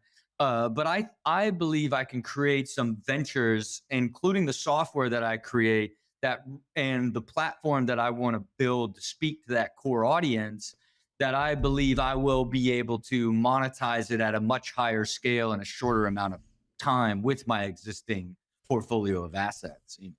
And if you Google your name, you'll see like you went on a little bit of a buying spree where you're buying like, I think 4 really, really nice homes in LA. But I thought it said that I thought there was a quote saying you're not going to live there. That's rentals. A, is that true? And B, what type of real estate are you actually buying that you consider cash flowing real estate versus just personal? Yeah, so I would never buy a house to rent. That's like ludicrous. Yeah, I didn't think so. I thought it said I thought it said that maybe it was like on the, what's it called, like the dirt or like the real something like that. Yeah, really what I did, and this is gonna like this will give you an like clarity on how much money I had and how dumb I was in 2015. Okay, I like had met like my wife. I graduated high school in 2015, by the way. Fun fact. Like all I wanted to find was a forever home. I had like realized in 14, like I had begun to develop like learning everything about business and everything. You got to think in 2013, I was dumb as dirt. I was at the bottom. I didn't understand business. I didn't understand anything. I hired all the consultants and all the groups and began to formulate everything I needed to learn to speak the way I'm speaking today, and the strategies of what money is, where do I want to invest it? Never even heard of multifamily units in 2014, right? Like all of this, I then took all of my money at the time. I had all the money I had to my name in 2015. It was $12 million in cash. Moved it all to cash, like because I had money in all these different brokers and didn't know what it was. Here I am in 2015 with a vision for like how I'm going to create a venture studio, the Deer Deck machine and the whole thing. And I'm looking for, I just gotten married and I'm looking for a forever home or a place to buy. And I find the most heaven sent piece of land that God has ever created in a gated community in Beverly Hills. That is this gated community to a private road to a 4-acre promontory with unobstructed views of the entire LA basin, Hollywood sign, the most extraordinary property I have ever stepped on in my life, and paid $10 million cash for it. And then launched this dream with $2 million, because I was like, oh man, this is my destiny to build a house and live on this land forever. So it was just land. It was just land. Just land. call it Forever Estates. And I have since, and so in that neighborhood, like where it is, I have bought multiple houses and remodeled them in the neighborhood while I continue to design Forever Estates, as it's called, and kept it all these years, carried the cost, 200 grand a year just to carry it, spending designed a whole house with an architecture team, fired them, hired Sayota, the best architects in the world out of South Africa. And we have just been designing and designing and designing. It was part of the vision of like, I'm going to spend the rest of my life in Forever Estates. Like, that's where I'm going to live. There is no better piece of land in the city of Los Angeles. It's the most extraordinary home. I rented a house for 3.5 years, bought a house for 6.5, sold it for like 9.5. 2 years later, after remodeling it, bought another house for 8, put $2 million into it. This house that I'm in now is 2 doors down from the entrance to Forever Estates. So when I begin to build it in the fall, that I can be there every step of the way. But what happened? Wait, hold on. Begin to build it in the fall? How long of timeline are we talking? This has been 8 years and we're on begin to build it. This is the take Forever Estates. Yeah. Hey, and what did the world say to me? They're like, this is crazy. And I'm like, man, I'm going to live there forever. And when I build it, I don't even want to think about the cost. It's going to cost me $20 million to build. I don't even want to think about it. I needed to get to generational level wealth to even I didn't want it to be a burden. That's why I kept buying houses and kept working on the design. And then now you've gotten to such a scale. What's the strategy now? Well, I'm putting it into a trust. I'm paying cash for the house to build it. And then I'm going to pay rent to the trust. And then it's going to build an endowment so that this home can be in my family forever, but be self-operational. That is, so it doesn't have to be tied to the estate, that it will be ran. And then there can be family meetings in Forever Estates for hundreds and hundreds of years into the future. Dude, that is crazy how this guy's thinking. It's like scary almost. But this is what happens when you optimize your time to the 15-minute mark. I mean, wow, that's crazy. Right? And you can't even get to that way of thinking unless you have kids, unless you create generational wealth, and unless you get to that time. But that all happened over a 5-year period. You know what I mean? That is an extraordinary transition to go. And it started with a horrible decision. I mean, 10. Terrible. You took, look, I could have put 10, I'm going to say, you know how much money I had invested in buildings in 2015? 100,000. 100,000. I had invested 100,000 and was making, 7 G's from that one. and instead of putting 10 million into a cash flow, I would have been set for life. If I would have put that 10 million into the buildings that I put back in 2015 that got 40% IRRs, and we're kicking off 9% cash, I would have been set for life from the compounding and the cash flow of that one thing. Oh no. I took 10, put it straight into a liability. You know what I'm saying? That now I'm carrying the cost of paying the taxes and double homeowner's fee because it's a double lot. So I'm just carrying 200 grand a year and then I'm paying all these architects on an ongoing basis to continue to design and develop it. Absolutely ludicrous. You're amazing. Are you taking adoption? I think you're 15 years older than me. I could be your teenage. You're taking applications. Yeah, I want to go to Forever Estates, man. Forever Estates for you is going to be more like a decade estate. It sounds like the way it's taken, but that is Hey, and look, even hey, if it lasts forever, what's a decade, man? That's a drop in the bucket. But think about it. It seems to me,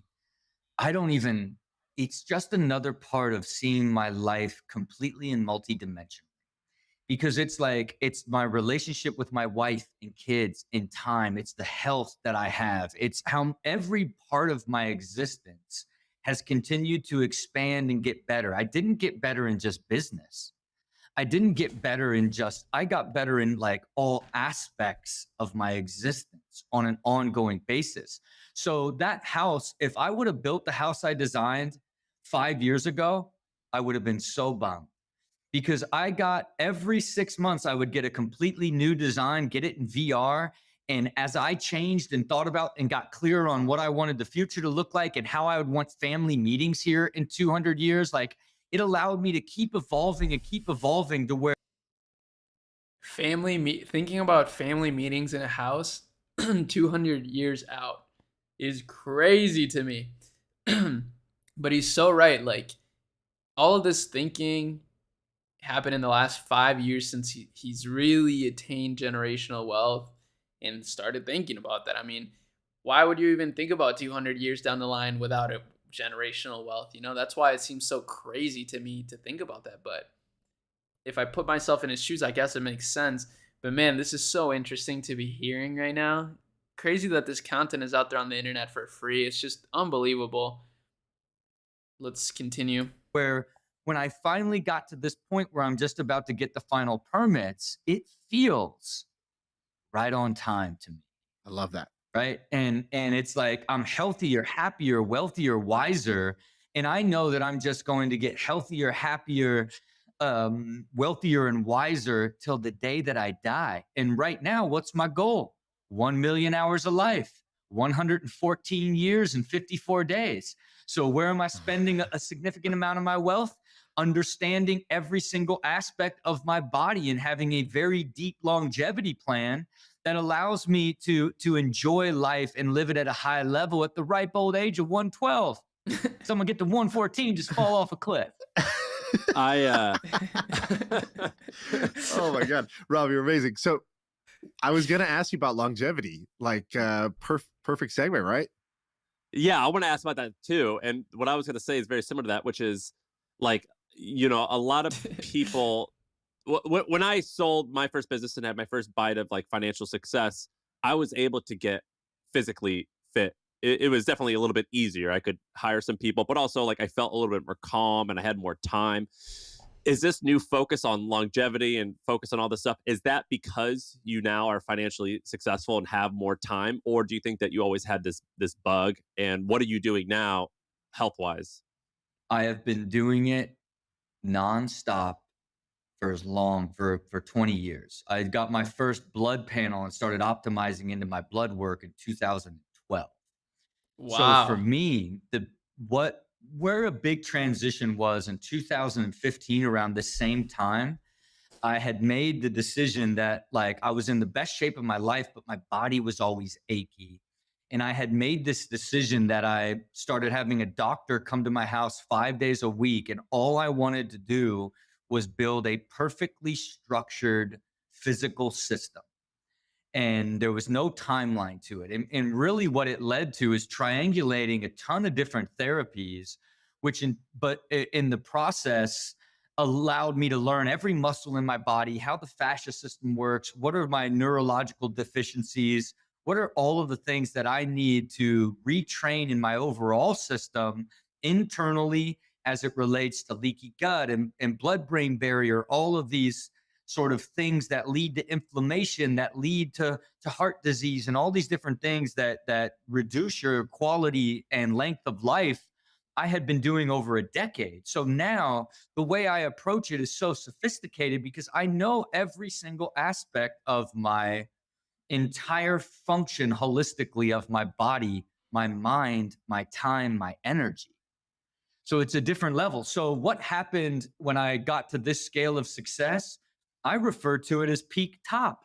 It's the same psychological chaos that happens to a drug addict at rock bottom, where like you finally make a shift in you, where like you can't be a drug addict anymore and something shifts in you mentally. I finally got to, it happened to me on the other side, where like you started getting more and more disciplined and healthy that you all of a sudden were like, why would I ever not just be extraordinarily healthy for the rest of my life? And what happened from that point? I have not missed a day of getting up at 5 a.m.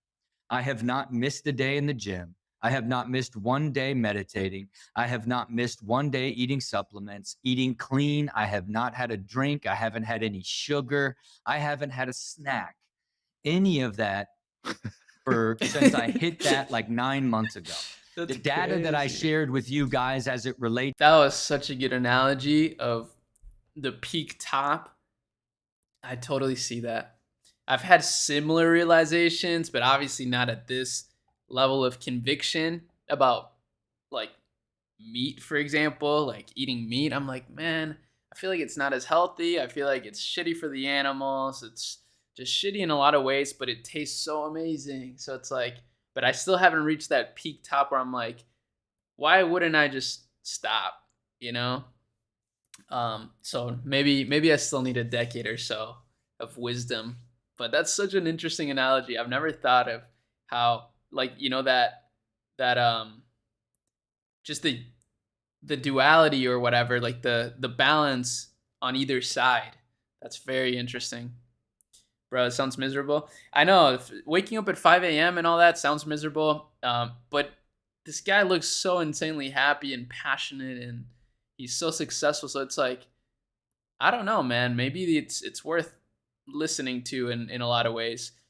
But I'm a big believer personally in creating your own rules. So I create my own rules in my life. But I like to take in all these perspectives and all this research and then synthesize it in my mind to create what's optimal for me. To the quality of my life numbers, how I feel about my life, work, and health, 0 to 10. Like, I don't like waking up at 5 a.m. I mean, that sucks. One of the worst things ever. Okay, not really, but like what sucks a lot, right, is when you have to have like a 5 a.m. flight or 6 a.m. flight, or let's say even 7 a.m. flight. So you got to wake up at 5. That is the worst. I hate that. It's like, it's the worst time to wake up. So I like to wake up at like 8 or 9. Meat is good. I mean, I eat meat, don't get me wrong, but I don't think it's necessarily good. I think a lot of the science is actually against it. But, you know, that's always a debate I'm willing to have. And I still eat meat. I think right now my approach in life right now is just to be balanced, just to not really like be an extremist in anything, right? And I think because of that, I'm really open to ideas, and like my brain is very, I feel like I'm always firing, you know, new neuron connections because of the fact that I'm open to ideas. But I always keep in mind to like create my own rules for myself and like do what I want to do. I'm big on that. 10. And then my discipline numbers. What percentage did I get up at 5, brain train, meditate, get in the gym, eat clean, and not drink and take my supplements? It is 100% across this entire year. And then my qualitative numbers are at the highest they've ever been. So every single day, I wake up feeling extraordinary, right? And I grew into that. And then the more success I had, I didn't have to then decide I want to be healthy.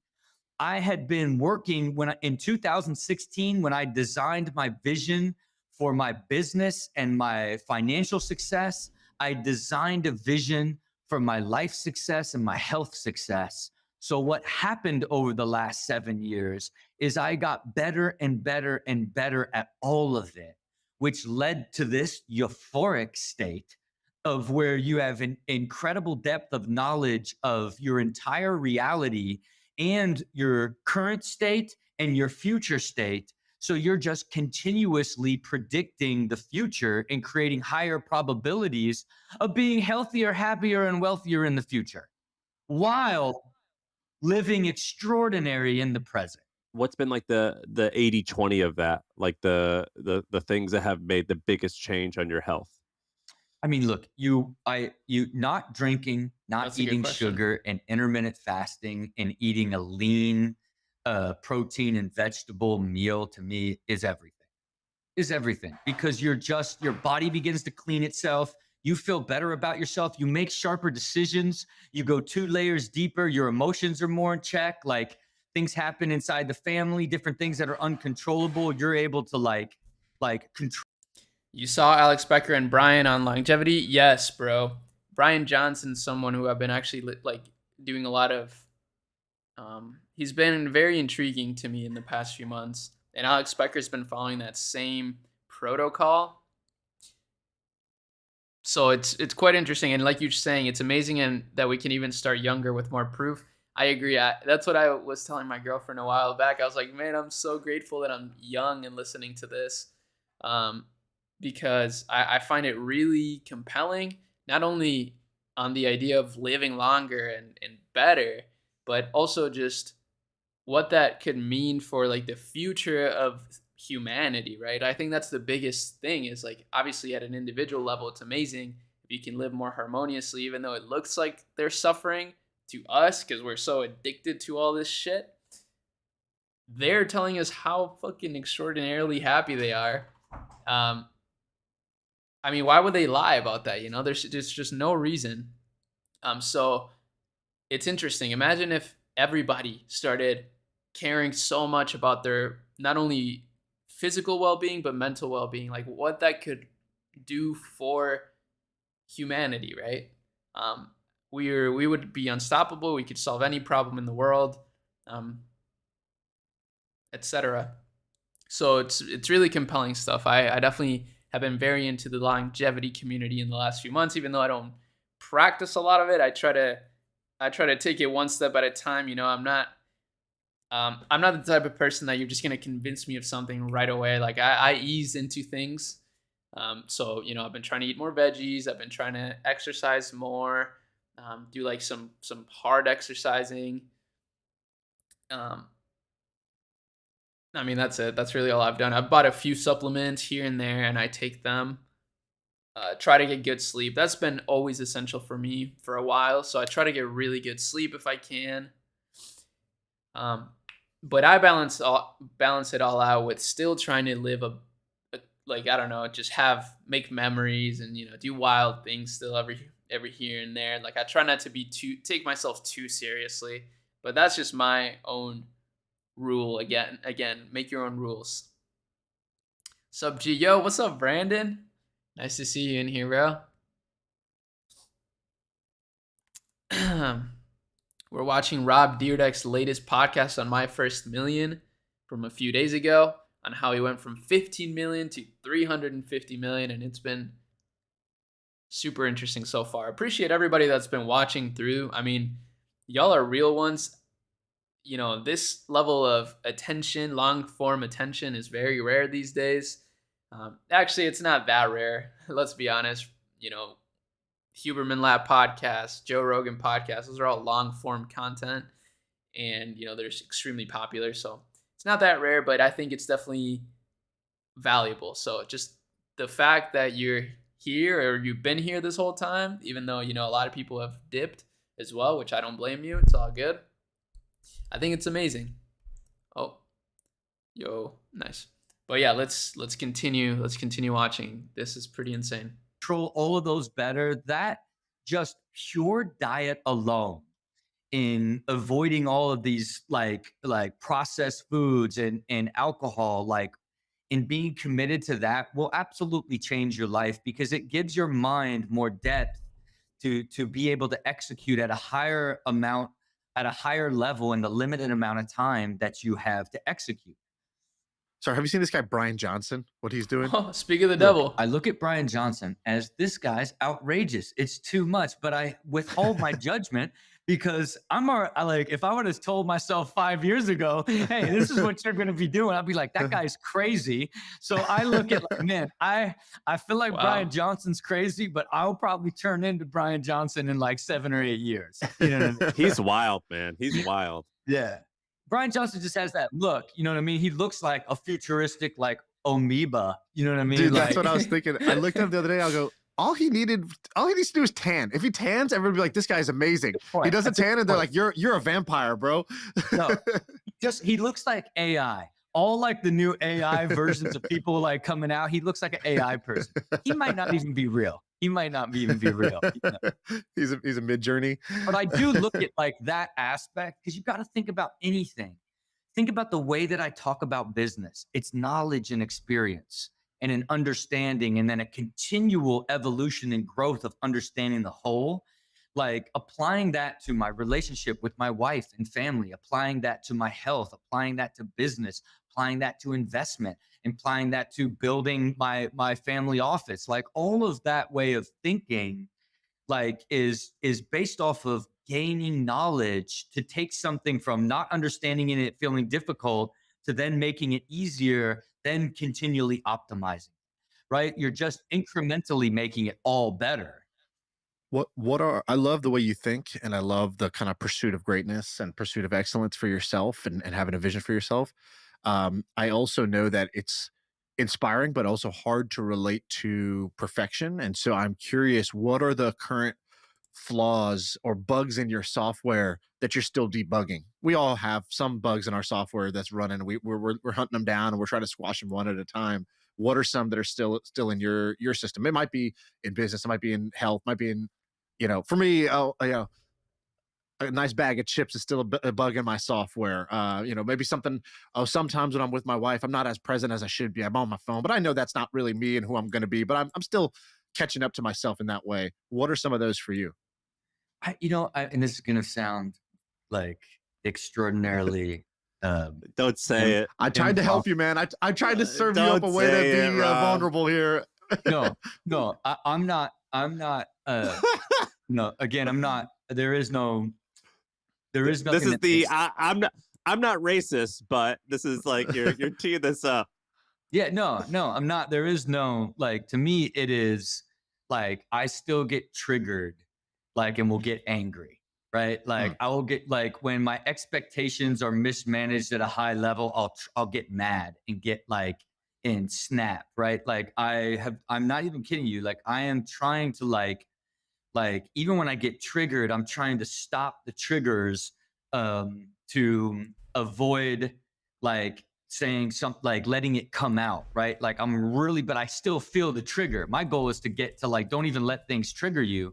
Like when you let people get angry, but you got to think part of like the evolution is like, there's certain people in your life that do that to me that I had to let go of, right? And continually optimize for those people. And this is embedded in my soul. This is embedded in my soul. When I feel stuck, when I'm working on like trying to do deep work or doing and I feel stuck, all I want is pizza and wine. All I want is pizza and wine. It's not even like a matter of like acting on it. It's like my soul feels like it needs a glass of like wine. And it's like, because whenever I get stuck, it's this psychological thing of like, just let it all go. Let it all go. So even though I don't act on it because I've just evolved beyond it, I still, when I get stuck, the feelings are existing there. But I'm telling you, it's the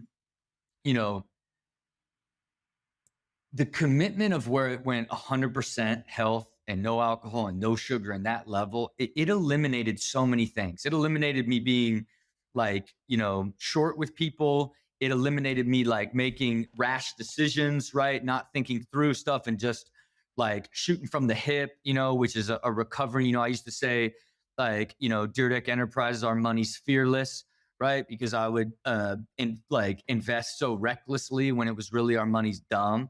But that reckless, like, let's just push it forward. Like, let's just start it and go for it is still something that I fight on an ongoing basis, because I'll get excited and energized and see it and be like, let's do it. And I've got to control that impulse that I've learned to control in this state at a much higher level. But there are very little. And here's the thing. I look at it as like how Kobe was never was relatable to me because it was too much discipline.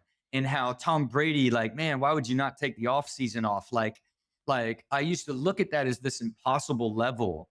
And to me, like, I know that I'm reaching this unrelatable, unattainable place. It's why I put out a podcast earlier this year that was the most unrelatable podcast, part 1 and part 2, because I just laid out the depth of like actually how I'm operating and what I've learned along the way to get to this level, because I do want to I want to be the proof that you can get to a place where you never get angry, you never have a negative thought, where you are completely harmonious and balanced in all your relationships and time and health and happiness, where you are happy and filled with gratitude 7 days a week, every single day, even under unexpected duress.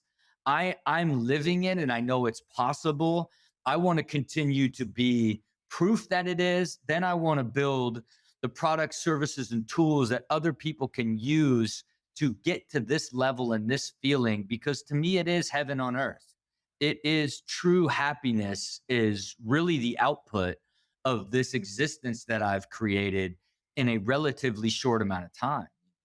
Let me run this trend by you guys that I'm seeing, and it's related to this. So I live part of the time in New York, part of the time, most of the time in Austin, Texas, and I also own a ranch out in Texas. And what I'm noticing is that in Austin is almost like LA a little bit, where we have all types of health freaks. You know, it's like it's really cool to be around those types of people, and I eat really healthy as well. And I'm noticing that my extreme health friends, they're doing something like that, like a redneck family, like where I grew up, what they used to do, which is they buy a cow. So like you like go in with either you or your neighbor and you go and purchase a cow and someone slaughters it and then you get like the whole cow for the year. And I noticed that Zuckerberg, I think 2 years ago, he made this commitment that he was only going to eat what he killed or I think even grew. And I'm noticing that my health friends are doing this now. And I've seen a lot of Whoa. tweets recently where people saying like, you know, I'm eating healthy, but I still feel bad. But when I go to Europe, I feel good. And I did some research. There's the FDA and the European, the EU, how they like measure food. It's a little bit differently, like the preservatives and things. Anyway, have you? I know you're into health now, and I know you invest in a lot of health and wellness stuff. My prediction is that in the next 5 or 10 years, I think we're going to see a couple brands where you can buy meat online. I'm even seeing people like revolt against like Whole Foods meat.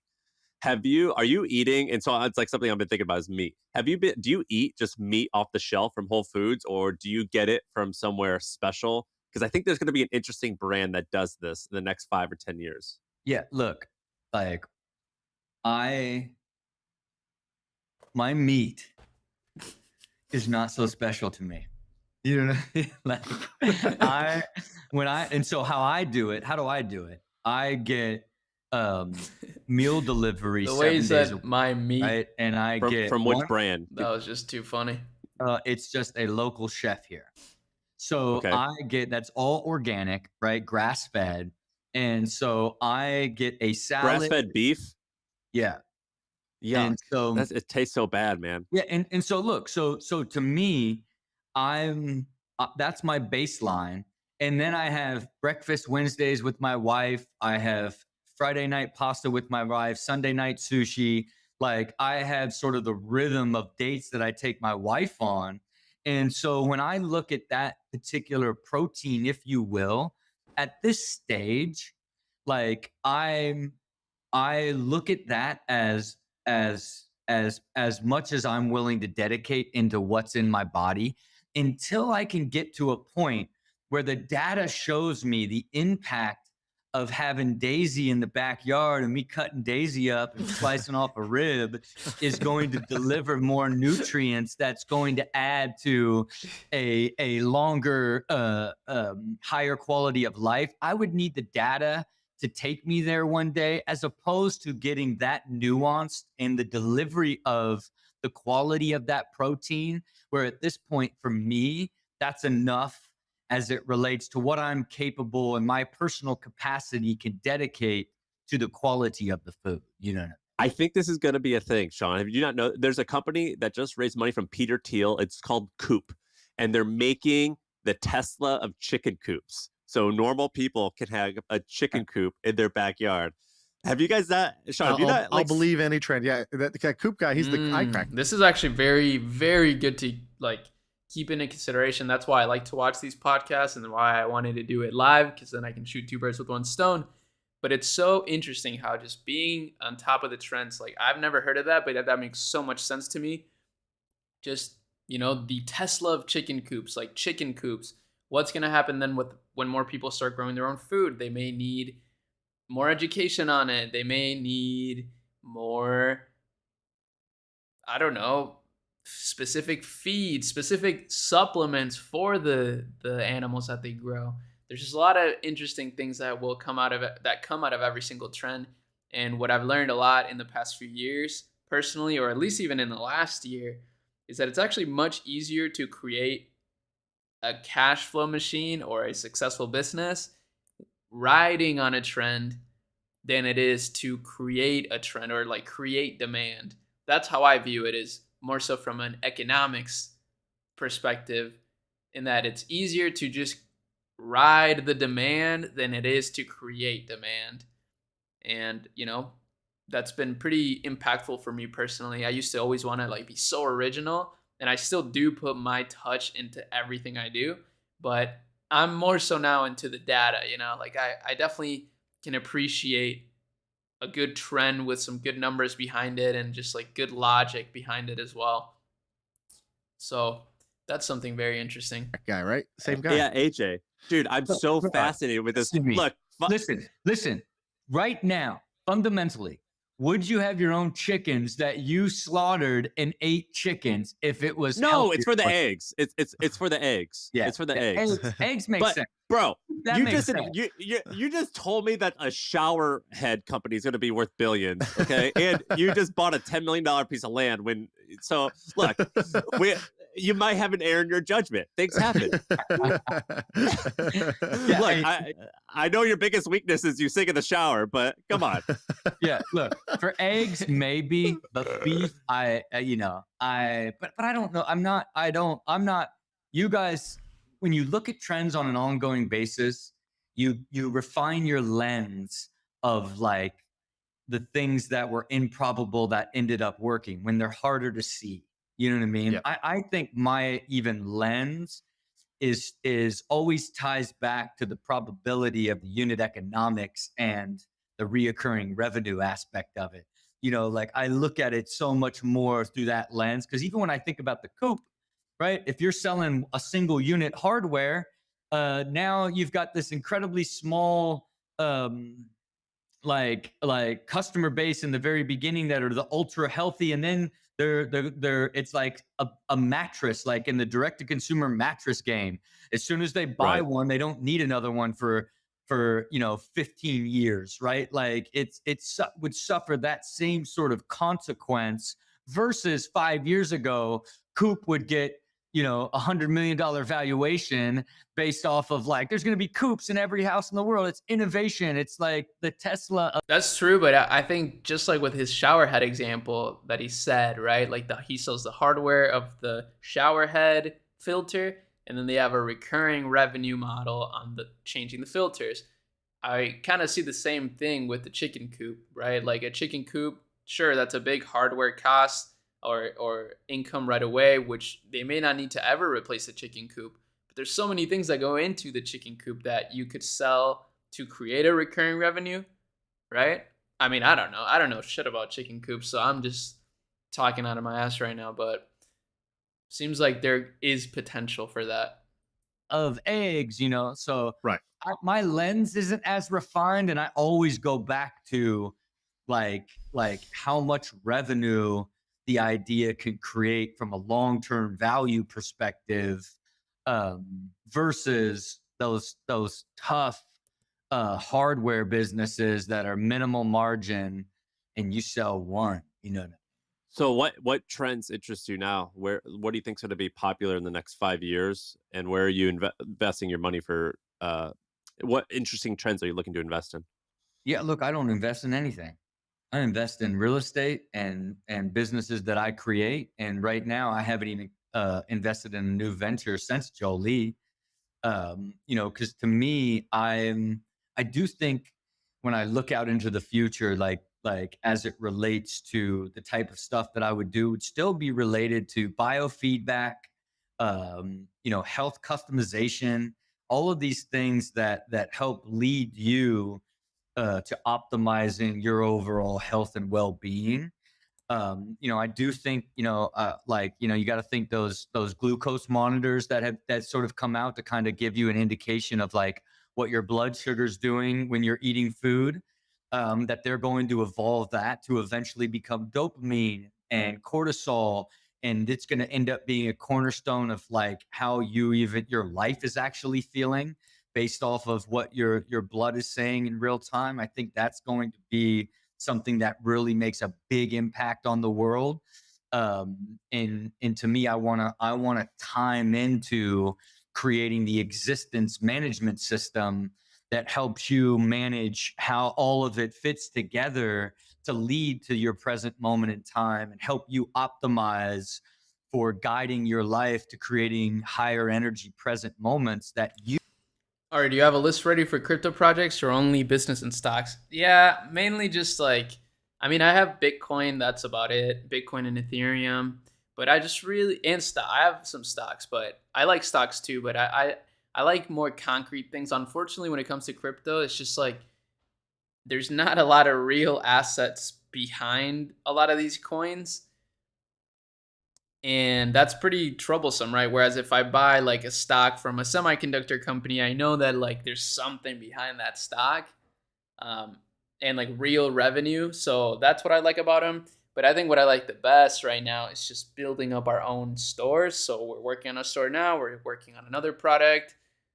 And I think, yeah, I'm just going to go, like, to be honest, I'm just kind of following in the footsteps of Davey, except a little bit different because we have an agency as well.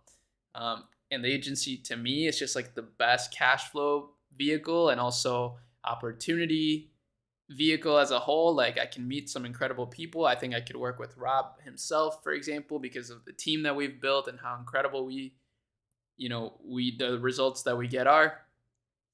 And we can also use the team to grow the brand. So it kind of ties in together.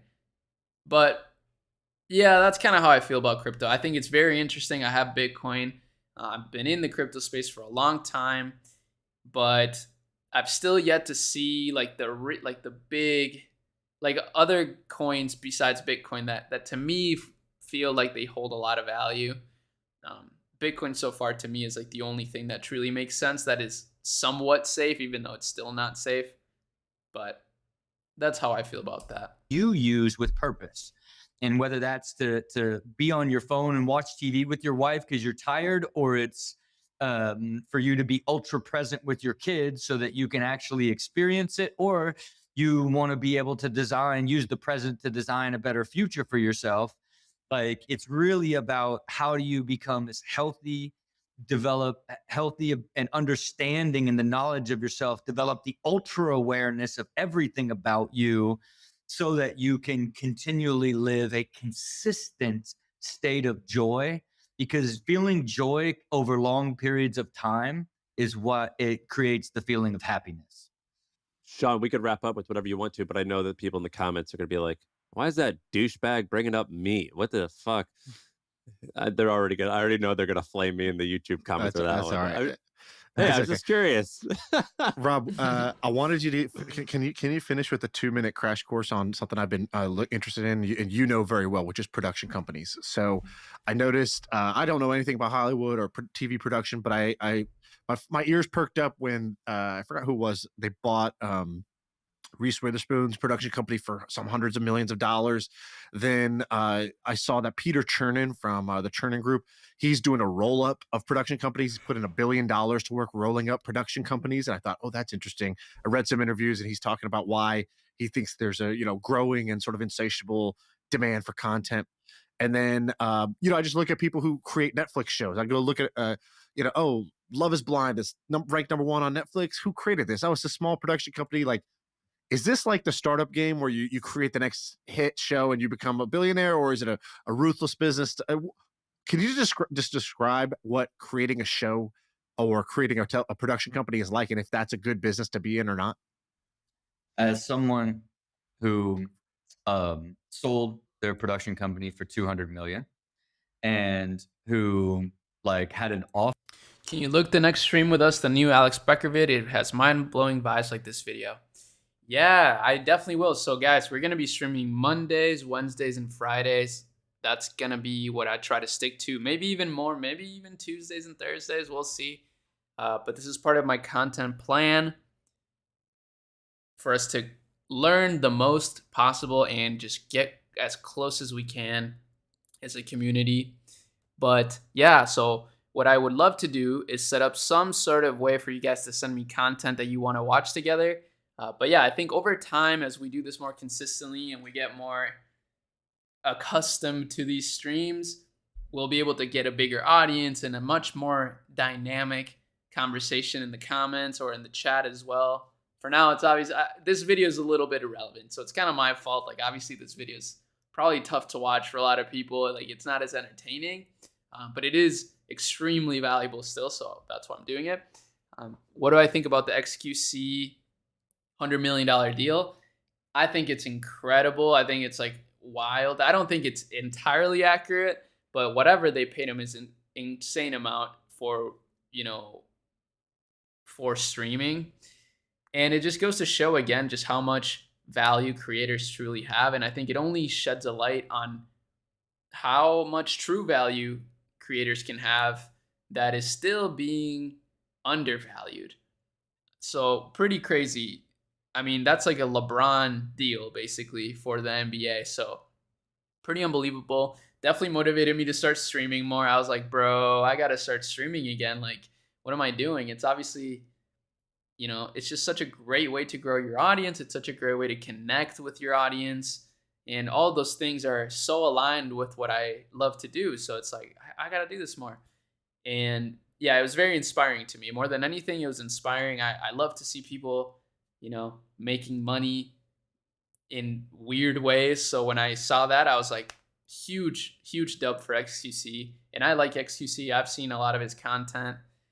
So I just think it's amazing. I think it's a new paradigm shift for creators again. And it's pretty great. I think it's awesome. And the last thing about that is that I think it's also incredible to see a monopoly being truly challenged, because obviously right now we're in an age where like a lot of companies have had a lot of runway and they've taken off completely. And, it seems almost like, Google, Amazon, Apple, and Meta own the whole world. So I love to see, at a small scale, Twitch has had a monopoly on streaming. They still kind of do. And it's cool to see other platforms like truly fighting a fight, and which Kick is doing now with that $100 million deal. That was a huge move on their part. Obviously, I think they didn't even expect the growth that they're seeing now because of that deal, and because of that, it made the site crash and a lot of bad things happen. But I see it the same way that I see what Elon has done with Twitter. They can iterate quickly. They can make big moves. They're not a bloated company. So I think they'll only get better. And they recruited XQC as I think they even gave him equity in the deal. Obviously, we don't know that for sure, but I think they did. So I think he's being a part of it and also contributing largely to the ideas in the company, which is so brilliant because he's the biggest streamer in the world. So he has probably such a relevant opinion. And I saw XQC talk about it, and he mentioned how he's been really enjoying the game of business. And it just kind of reminded me again, like, man, I need to keep making content because I could connect with the XQC, maybe connect with Kick. Why not? Like, I think I could contribute great ideas to them as well. So all different things that are somehow interconnected. I think it's overall a pretty awesome deal and great for XQC and just great for the creator economy as a whole. So I'm very happy about it. Offer on the table that fell apart for 400 million recently. It is the worst business that you could ever get in your life. It's like, and I'll explain to you why. It is a shoot what you kill game, and the distributors control all of the money. So like you have a hit show and you have this flourishing production company, and then the show gets canceled and your company's worth zero. Right? It is. And then the problem with shows is like they don't pick them up for long periods of time. I have a 5-year, 1,680 episode order of television. It is unprecedented in all of production. It does not exist. But why is it hard for me to turn around and sell that? Because it's one single show. And now they look at and it's so expensive because it's made the production company so profitable. But let's just say that didn't push you away. A production company is built like this, right? You've got to build the infrastructure that allows you to have your camera equipment, your finishing equipment, your licensing for your music. You've got to basically then go and give a budget to a network who's going to give you 500 grand for an episode. And now you have got to figure out how to pull 20 to 30% of that in margin, right? So it gets incredibly difficult to do. And the only way that you can do that is look at all of the different ways that you can scrape margin out of that budget by owning vertically integrating. So a lot of times there'll be people that have television shows, and they just get paid an executive producer fee, right? So they will make a lot of money. Like Jeff Tremaine, who is one of the executive producers on my show, makes millions off of ridiculousness and doesn't just off his executive producer fee, nothing. Where we rolled in our executive producer fees, then built out the entire post and finishing and music division to push our margins up to be able to create a sellable asset. Then we had multiple shows, and then the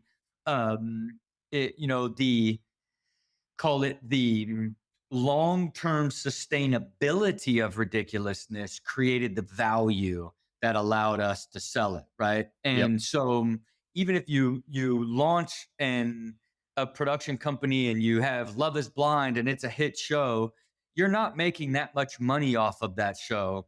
You are now hoping to stack shows and then end up pulling off of that margin that you get to split, right?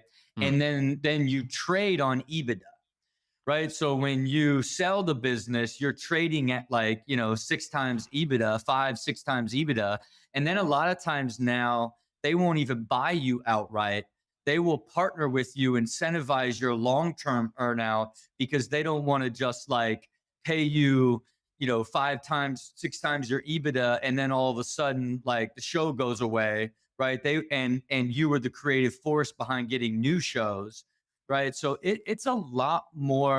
That sounds like a pain in the ass. Complex. And when you think about the big dog, it makes Ecom seem like a walk in the park and the most smooth business on earth. Doing it, they're looking at it more from, they're buying the creative minds that are making the new content all the time. So if they believe long-term in content, and when you look at that aggregate, you can have a couple of them slip and have a couple heroes in there. And when you see all those together, you can bet that thing's going to generate a ton of cash, because the industry itself is built around being incredibly lean and then being profitable, because they're only worth their profitability, and then they can accordion. You got a big show and all this staff and the show goes away, boom, you bring it all the way back down because you put so many people under the show itself. So that's where the bigger vision is for them to look at. And is there an opportunity for creatives and people in the space in this day? Yes, because Endeavor's doing it, Churnin's doing it, a lot of people are doing it, but it's extraordinarily difficult.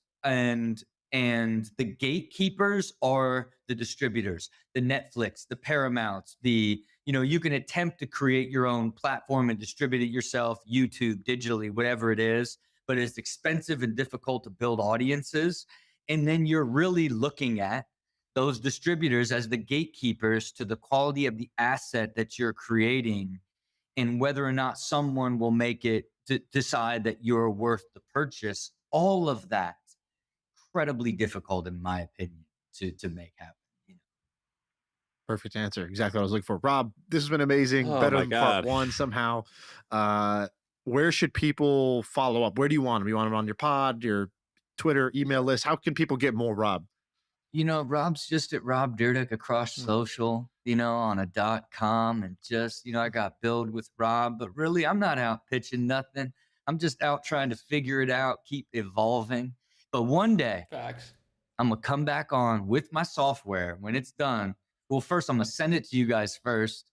And then when the book and the philosophy are out and the software is out, then it's going to be like, how do we convert the listeners into changing their lives from being erratic into harmonious, high quality existences with the Right. existence operating system, But that's off in the future. Now I'm just glad to reconnect because I'm thankful for you guys for kind of starting the spark of the whole thing. And really, I'm even thankful for you posting all the data and using the customer acquisition from the stuff that I sent you. I sent you all the new stuff to Sam, use do you know that. what happened? Sam might not know. So basically, he came on, he did the Rhythm of Existence, he sent us the Excel PDF. We post on Twitter, and it was kind of over. And then like a year later, I was like, all right, I'm going to start building my email list. And I was like, how do I get fans of the show, the like-minded people? How do I get my type of people to subscribe? I don't just want any subscriber. I want the right type of person. And I was like, what would the right type of person be into? And I was like, oh, dude, the Rob Dyrdek, that Rhythm of Existence sheet, the time tracker, I think they would be nerding out about that. Like, that's my type of nerd. And so we put it up as a lead magnet, which was like, hey, come, put your email in and get he'll share his thing with you. And we started spending a bunch of money. And Rob emails me like, I don't know, 6 months ago. He's like, bro, you're blowing me up with this sheet. It's all good, but you got to update the photo. You're using the wrong photo from over here. And so we updated the photo, and I was like, oh man, I feel bad. We took the whole ad down. We started putting something else up, but it was a moment of embarrassment. Don't feel bad because it to me just perpetuates like for me, it just continues to push the narrative of like level of discipline and commit and data driven. So, and Rob, you said you subscribed. It was good in that we were preaching your gospel and makes you look like a badass. So there's nothing bad there. I just should have asked you first, and I had forgotten to do that. Or I didn't do that, and that's why I felt embarrassed. I was like, oh, my bad.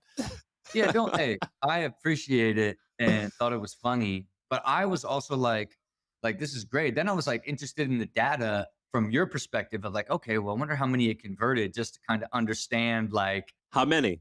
Well, there was nothing to convert to, right? Like, since you had the DocuSign, it was just the views of the PDF was like what I was interested in, right?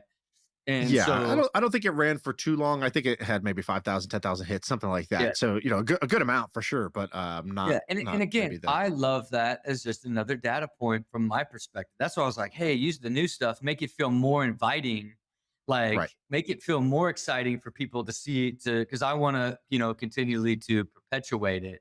But again, Rob's getting triggered now, by the way. This is him working on that trigger of not getting angry.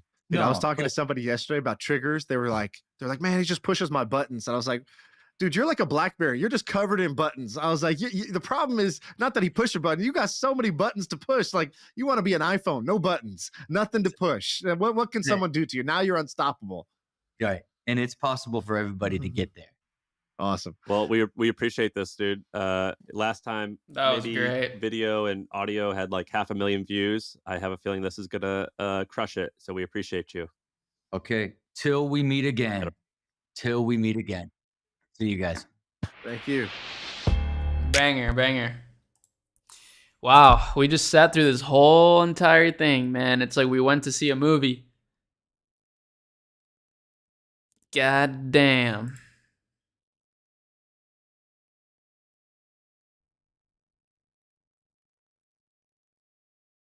That was great.